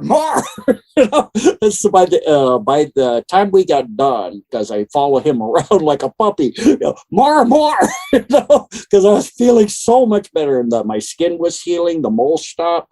I was getting warm again to where I don't have to have all those clothes on, 4 down jackets and all that. So I told my wife, get a lifetime supply. And, literally, my husky actually got bit by a rattlesnake. I used it to save her life too. So, my life was a series of bizarre, weird stuff. So when I talk about non-terrestrials on Earth that are not good, nice people, I don't talk off the top of my head. I've actually had attacked by them, and I've seen them shape-shifting just like that movie where they're becoming human. I'm like, okay, I'm not going to this anymore. I'm not getting you to the chance to ever touch me. And I tried to tell people, but nobody listened to me in that group. So we just left and never went back. And I tried to tell some really good friends in there, but those beings are very psychic, and they can tell you things that you've never told anybody about. So a lot of the people in that group thought that she was literally could walk on water, because she could tell you all kind of secret, and they thought she's really gifted and by God and all of this. No, not actually. So that's some of my crazy stories. All right, so marvelous, Gene, and you know what? We've been we have the honor of having Gene now for a year. And we heard these 2 stories, one of the one in the submarines regarding martial arts, and with the elementals as well. So thank you, Gene, for sharing this, because whoever have the appropriate consciousness is going to vibrate to it. The ones that may not get those stories, well, that's part of a different frequencies and vibrational, that's what it is, vibrational frequencies. So Gene, we're gonna go now for the Q&A, people. We're gonna go now for the Q&A. Gene, how just to manage the amount of questions, could you tell how long are you able to be with us again? I could do half an hour. So okay, half an hour. Okay, sounds good. I would like to start with a series of about 4 or 5 times I've had email come in about people wanting to start martial arts. Yeah, because it literally has defined my life since I started it. It changed literally everything I am, and through a series of situations, it actually, I put a sword in my knee that made me, maybe die for half an hour and come back, and then got to meet God and talk and come back to Earth. So it changed everything of who I am. It defines my life for me. And so people have been asking me, what martial arts do you do? What do you recommend? So in that, the style is not whatever matches you, but when you go to find an instructor, and this is something I learned over my 44 plus years in martial arts, that I've gotten to, black belt or above in many styles. But I learned that because I go to transfer the Navy, I can't always find the style I was in. So I go and wind up having to change. So originally I start what was supposedly Kempo, but the instructor was Special Forces. He was the SAR school instructor. So I went to when I got transferred after I got my first black belt with him to Puerto Rico, and I tried to find the style. I can't find it anywhere. So I wound up working out in the gym by myself, and a instructor saw me, and he talked to me in the base exchange actually, and said, I watch you, you're amazing, very dedicated. So, and I see you praying before and after every time you work out just by yourself. So you drop to your knee, and then you go to your knees, and then you come forward and bow your down to God. And so I'm really wanting you to be in my class because I'm the same way. And I said, you teach Kempo? And he goes, no, I teach Goju. I'm like, I don't even know what that is. He goes, I'll teach you and you can help me teach my class. So then I went and belted with that. And then he was also teaching me some Kendo type technique. And in the Kempo, that instructor was also teaching me what's called a Eskrima, or Filipino stick fighting. So then I learned that. And then from there, I wound up in a submarine, and a guy attacked me because he'd never been in submarine. He came from carriers, and it's very small in submarine. The narrow, you bump people all the time. And I bumped him, and you're in a hurry all the time, and you're exhausted all the time, and you just, usually the people that have been there, you can tell if somebody bumped you hard on purpose or just in passing. And nobody even says anything, but he looked at me and, called me out by name. You bumped me. So I just nodded to him and okay, and just took off because I have to check equipment through the entire submarine. And so then later I was on watch, and he took a swing at me while the executive officer of the ship was standing right behind him. I was trying to like a rabbit punch, right? And I'm not even thinking, I did what's called a cobra block. Shattered his whole radius and ulna from the wrist to the elbow. And I'm like, oh no. So then I realized that my power was way out of control. So then when I got transferred from there to Hawaii, I got a really serious student, and he was saying the same thing. Your power's a little high on the, it's rough. And I go, well, I teach the real thing, but additionally, I would like to get some soft. So he found a Tai Chi school, David Roth, really excellent Tai Chi, and Master T.Y. Pang studied that Tai Chi as well. So I learned, and then Qigong also. So then I went into Damo and Fire Flower type of Qigong and the Yang style. And then later I was working out with a guy that did Bagua and also Wu style Tai Chi. So I changed to that. Then when I retired, I went back to Puerto Rico. My instructor wanted to finish going to, become a master of Goju. And he goes, I'm not really originally Goju. I'm showing you.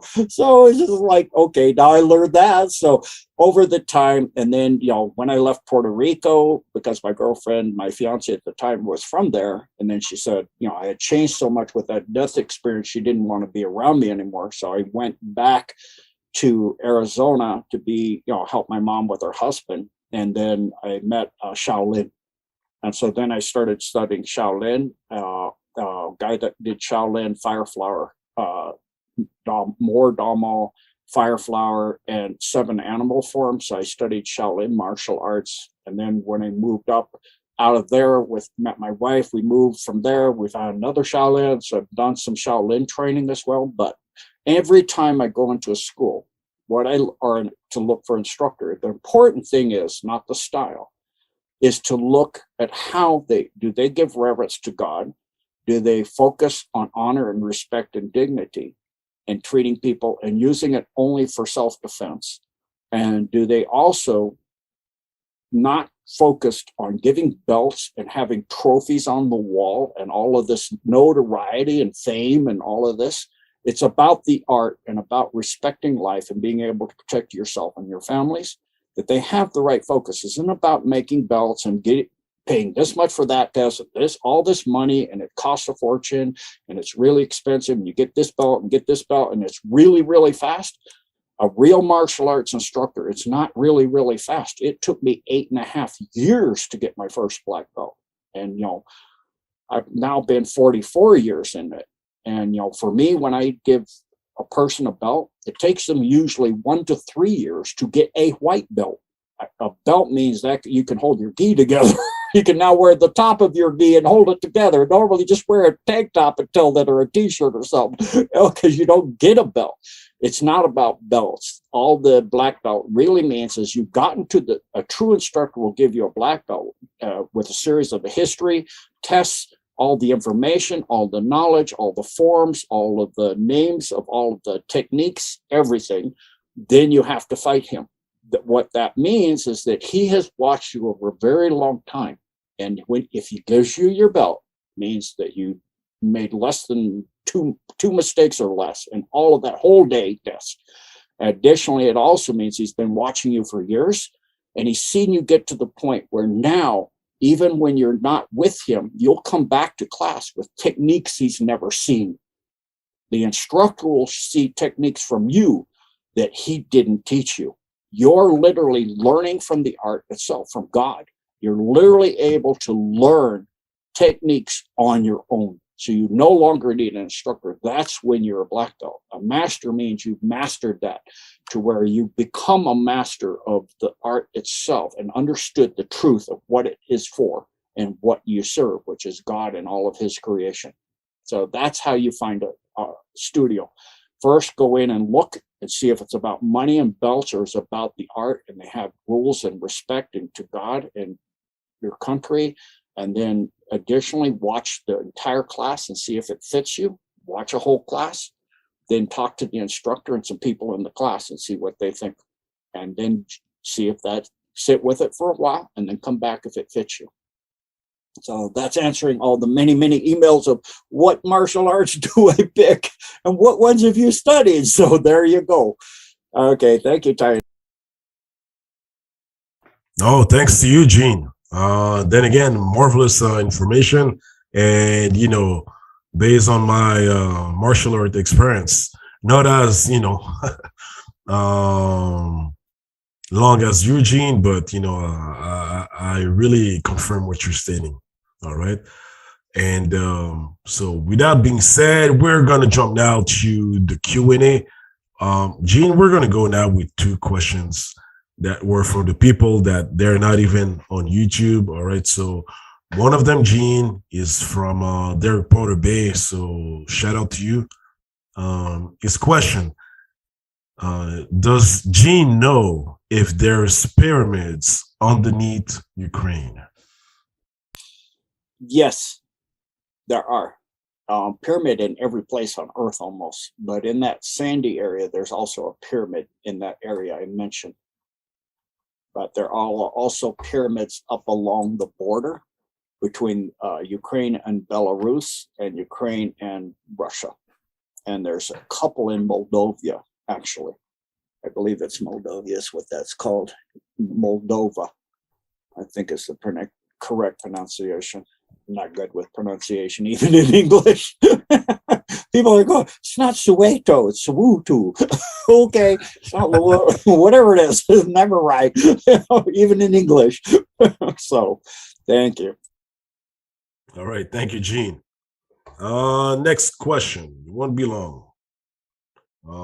This is from actually Alan. So Alan could not be here. So just to let you know, Gene, Alan's from Malaysia.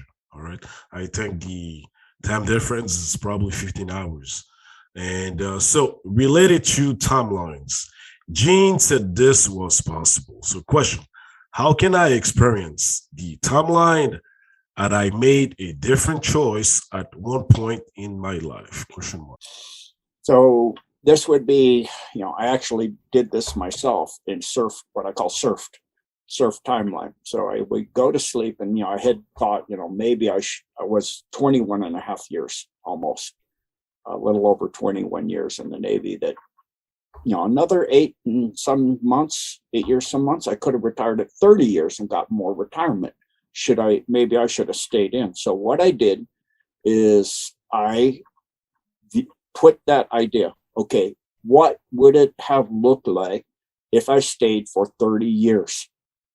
What, rank would I got? What ships I've been on? How it would have looked like? Would it have been a good thing in the long term, better than what this is? Is it a better idea? So then what happened, I put that in my mind when I go to sleep. And then in my dream state, I'm very good at lucid dreaming, and then I can teach people how to do that. I'll be doing that on the back channel that I have when I get Gene Decode up.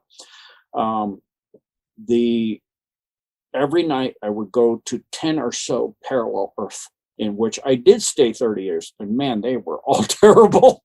It got worse and worse. Even once where women were allowed submarines. I was married to my wife, and we worked together. We could, shared the same bed, and it was still terrible. I was like, I'm so glad I got out. It was like really terrible. I'm really definitely done with the military and working for the government, in the government, any other kind of stuff. I was like, that was a good decision. So you just put forth whatever question. What if I hadn't married this woman? I had married that one. Put that question, and you learn how to lucid dream, and you will be going to timelines and seeing all of the possible derivations as far as you want to go. I spent 10 years doing that. I literally went to tens of thousands of timelines to where it got way different. Military's way different world, no deep state, some of them still terrible. Still terrible. I'm like, no, I don't want to stay. No, I'm glad I got out when I did. So definitely glad I didn't go back to seeing a submarine anymore. It's definitely enough. So you can just pick any kind of question you want. You can even pick, if it's not even specific to you, what would have happened had dinosaurs not gone extinct or not disappeared, let's put it, because they're not really even extinct on the surface of the earth. They're gotten smaller. There's still some in the Amazon and other jungly areas where people don't go much, but they're much, much smaller because the gravitational field of the earth has increased, so they can't be big like that anymore. And so what would it look like on an earth where dinosaurs were out in the open? You got like dinosaur reserves, like we have nature reserves in Africa. You get nature reserves for dinosaurs. What would that world look like? Or what would the world look like? I've done this one. If there had never been any wars on Earth, a world in which human beings decided it was never appropriate to kill each other. And there was no deep state and no cabal players. What would that world look like? And you could put that in and go to that world and see exactly. And then as you get adept at doing it in your sleep, you can actually do that. Go into first I focus on God and my soul level. Then I put on my armor of God, and then I pick that choice, and I can literally do awake dreaming and go into those worlds and see. And if you want to, you can actually learn to frequency match it and physically wind up there. Before you do that, you want to make sure you remember the quantum frequency, be able to remote view down to the quantum particle so that you can memorize the quantum vibration of the timeline you're on, so you know how to get your physical body back to where you came from. You got to remember your home address. It's like you moved and you didn't remember how you got to where you came from. So if you want to get back to where you came from, you got to know what the home address is, or the quantum frequency. So, and a pretty good show that explains this is actually the TV series or Netflix series, I can't remember, but it's called Sliders, in which the guy develops sliding technology, and the Cabal and the Alliance have those technologies to where they can go to quantum other timelines.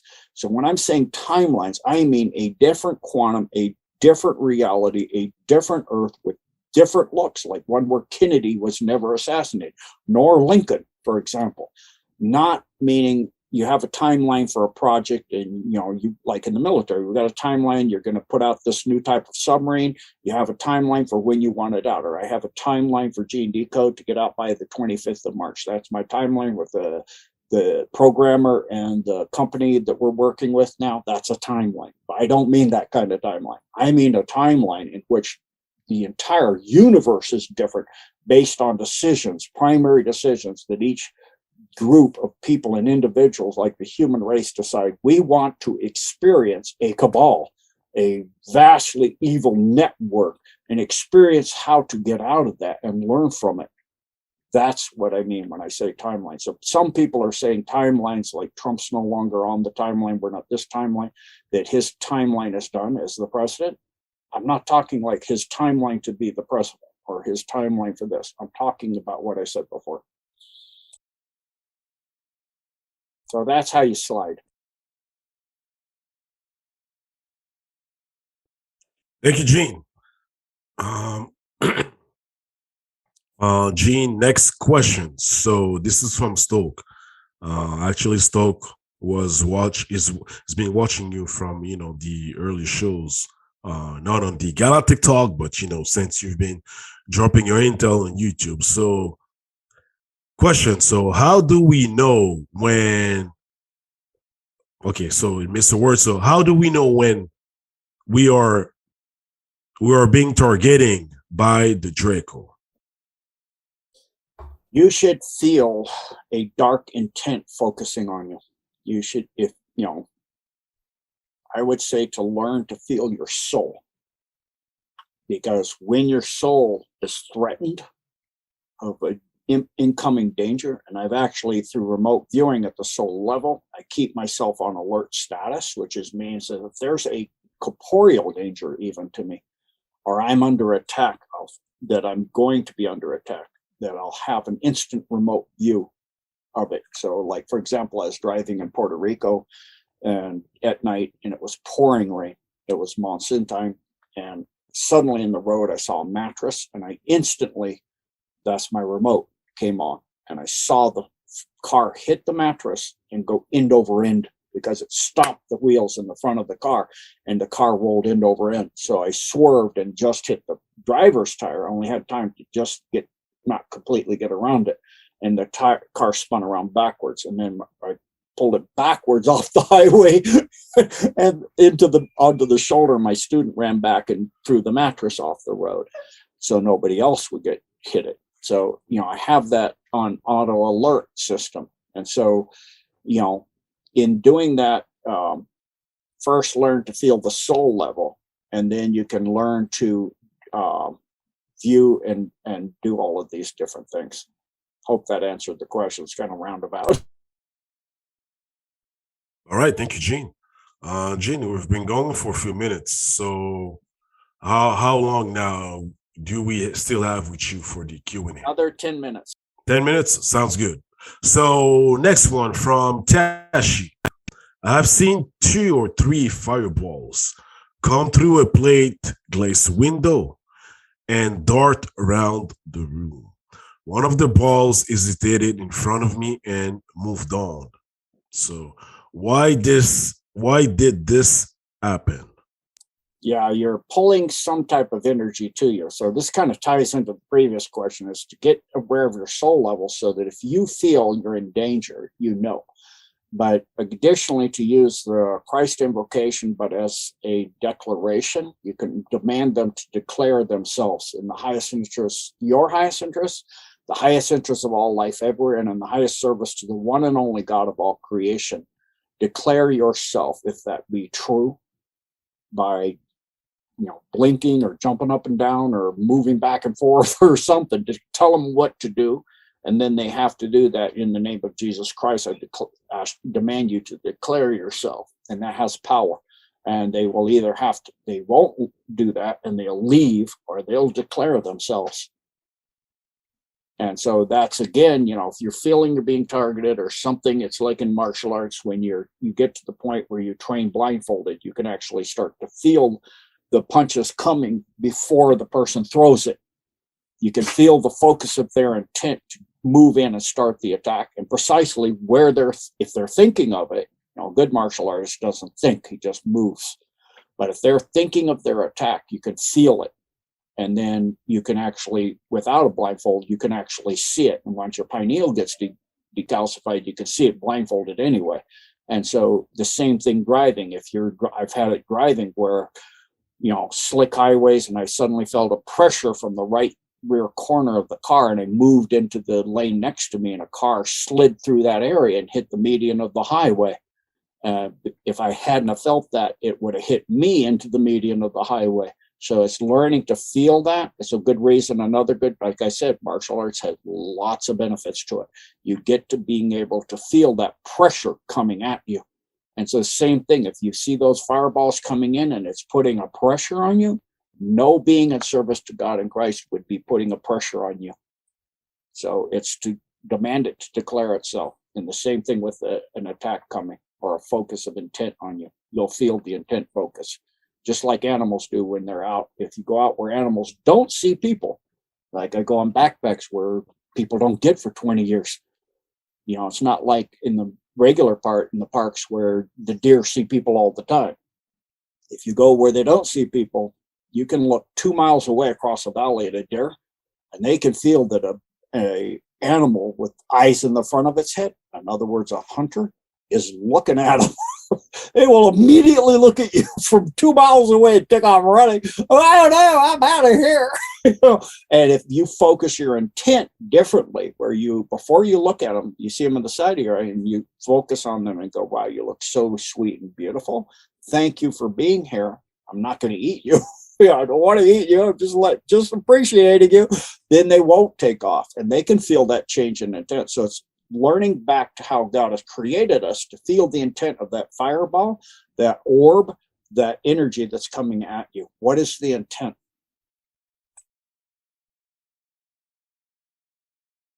Thank you, Gene, and thank you, Tashi, for the question. So, Gene, next one, I'm actually going to merge those two questions into one. So, one is from Ana. I think she's from Brazil, and I think you know her, Gene.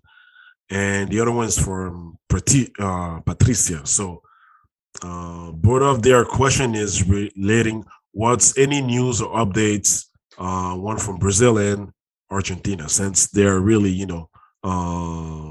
neighbor lands. So, Gene, any updates regarding Argentina and Brazil, especially the fact around there's, entrances to the inner world. So I'll let you drop your intel, Gene. Yeah, so for Brazil, the ops haven't been ongoing. I know Anna, I've been on her platform. She's sweet and wonderful. So hi, Anna. Nice to hear you, your question. So currently they're not doing anything in those areas of Brazil. And then same thing goes for Argentina. They're not currently doing operations there. The last main thing that is big ongoing operation in South America is actually more up near the Dominica and that areas in there. And then there's in Colombia, one op that's going on in Colombia. So let me just share screen. It sounds crazy. I know, Colombia. So, I'll let you share it, Gene. Go ahead. So we can see here, this here location, southwest of Bogota, there's the typical 10 kilometer. So that's it. It reads Colombia, northeast of Colombia. So that's a 10-kilometer dumb facility there that they're taking out. So that's currently, most of the rest, when you have them doing these blasts, taking these dumbs out, then it can unstabilize a fault line and create earthquakes that are natural ones further away. So you will see that kind of thing happening where it's taking along fault lines and causing instabilities. So mostly what you're seeing is, because the Andes are actually, you can really see it here, you got two arms. And then if you go down to Peru, you could see there what they call the Sacred Valley. You got two arms of the Andes. What that actually is the mid-Pacific ridge breaks off and comes up. So part of this is actually on the mid-Pacific plate, and then the other part's on the South American plate. So you have two continental plates abutting each other, and you have that huge rift valley in between. So I hope that clarifies that. Thank you. Great question. Thank you, Anna. And the other person? Yeah, Patricia and Anna. So thank you to each of you. So Gene, one more last question, right? Yes. All right. Okay, Gene, will the people who passed 2015 and later be coming back here in 5D bodies. What year? 2015. So whoever passed the year 2015. By here, I think they mean this 3D Earth. By the year 2050, this 3D Earth will be vacant and void of life. You read the Montauk series, when they used time travel in the Montauk projects to go forward to 2045, they couldn't go past it because none of their progeny exists past it. But they found nothing left on Earth. They always wound up outside Denver International Airport in front of Lucifer, the horse, and all of the Earth was flattened and dead and no life because their time of their progeny and the cabal and all of their stuff is done then. Their 3D negative, 4D negative, 5D negative stuff is done.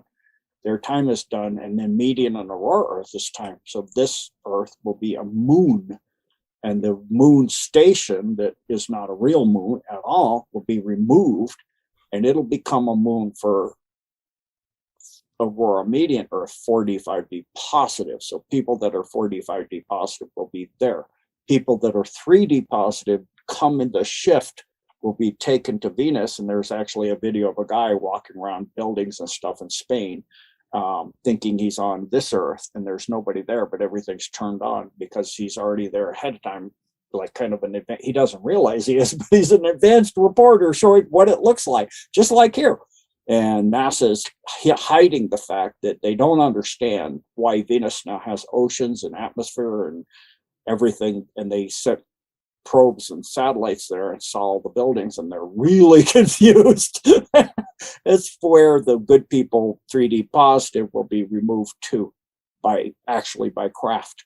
So if everything that was stealth in the sky was to unstealth, especially those big craft to take people there, come the shift, the sky would be dark in the middle of the day.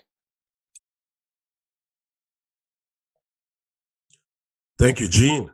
And for the people, this is going to conclude, all right, our Q&A session. So session 49, so you're Gene, we talk and Gene shares intel on the DOMS operation, all around surrounding Ukraine. We talk about, the modified genetics, stealth techniques, so as camouflage, ship shifting. We talk about, key special buildings and, projects that were being going on here in Ottawa. All right. So thank you to the people. We were not able to take all the questions. So Gene, I just want to share this and to the people. So it's been a year that that I've been able to connect with Gene. And when I started actually the Galactic Talk was to provide some information, within the indigenous perspective. And Gene was, great to accept, even though, he didn't know who I was mentally or physically. And the show probably had just started a month. So Gene, honors to you. All right. And thank you for, your work that you've been doing and helping a lot of people, on the different continents of getting information on allowing them, to seek more. All right. So thank you for this, Gene. Thank you, Taino, and thank you for hanging in there. I know it gets tough when we're out in the limelight and you're talking and you get all kinds of emails that can be really not just put not nice. Yeah. So I understand, it's you get many beautiful email. The 90% are really sweet, but they target you all at once. So one day I'll open my email and it's many, many, many. And I've noticed now over the years that I actually get the same exact email with a new email address 2 years later. Oh, you're not really a real person. You're a bot. So you get these bot attacks. I'm like, yeah, don't take it personal. So, I'm really honored to be able to help people like yourself, Taino, and I really appreciate that you've hung in there all this time and you keep going and, getting for the indigenous people and Canada and all of the information now for people all over the world. So thank you so much, Taino. It's been an honor to be with you for a year, and I'm looking forward to much more. So thank you so much. God bless. Thanks to you, Gene, as always. And just for the people, so you here, you are presently here on YouTube, but on the Galactic Talk, one of the emphasis was to let the people, be present during the show. So just to let you know, this is how we started. I started last year, and Gene is a witness to it. So whoever wants to be, or on the Zoom, but like in the audience, and later on had the chance to personally ask a question orally to Gene. So just contact me, galacticlyran@gmail.com. All right. And I'll send you the link to it. All right. So session 49, your host Taino L, and being a year, session 49. So we're closing season 1 with Gene Decode, and we had the one and only Gene Decode. So Gene, probably just a few seconds, because I know you got to go, but I'll let you have the last word, Gene. Yeah, thank you, everybody. Stay in the light of the Holy Spirit, the word of the one and only God of all creation, and the healing and compassion of Jesus Christ. I love you all. God bless and Godspeed. Thank you, Gene, and thanks to all the wonderful people that were currently, being here with us on the Galactic Talk session 49. So I'm saying all of you, all right? So drop your comments. I'll answer to all of them, all right? So thank you to all, and thank you, Gene, and to all the wonderful beings on the different realms, all right? So thank you all. Thank you, Gene. Thank you.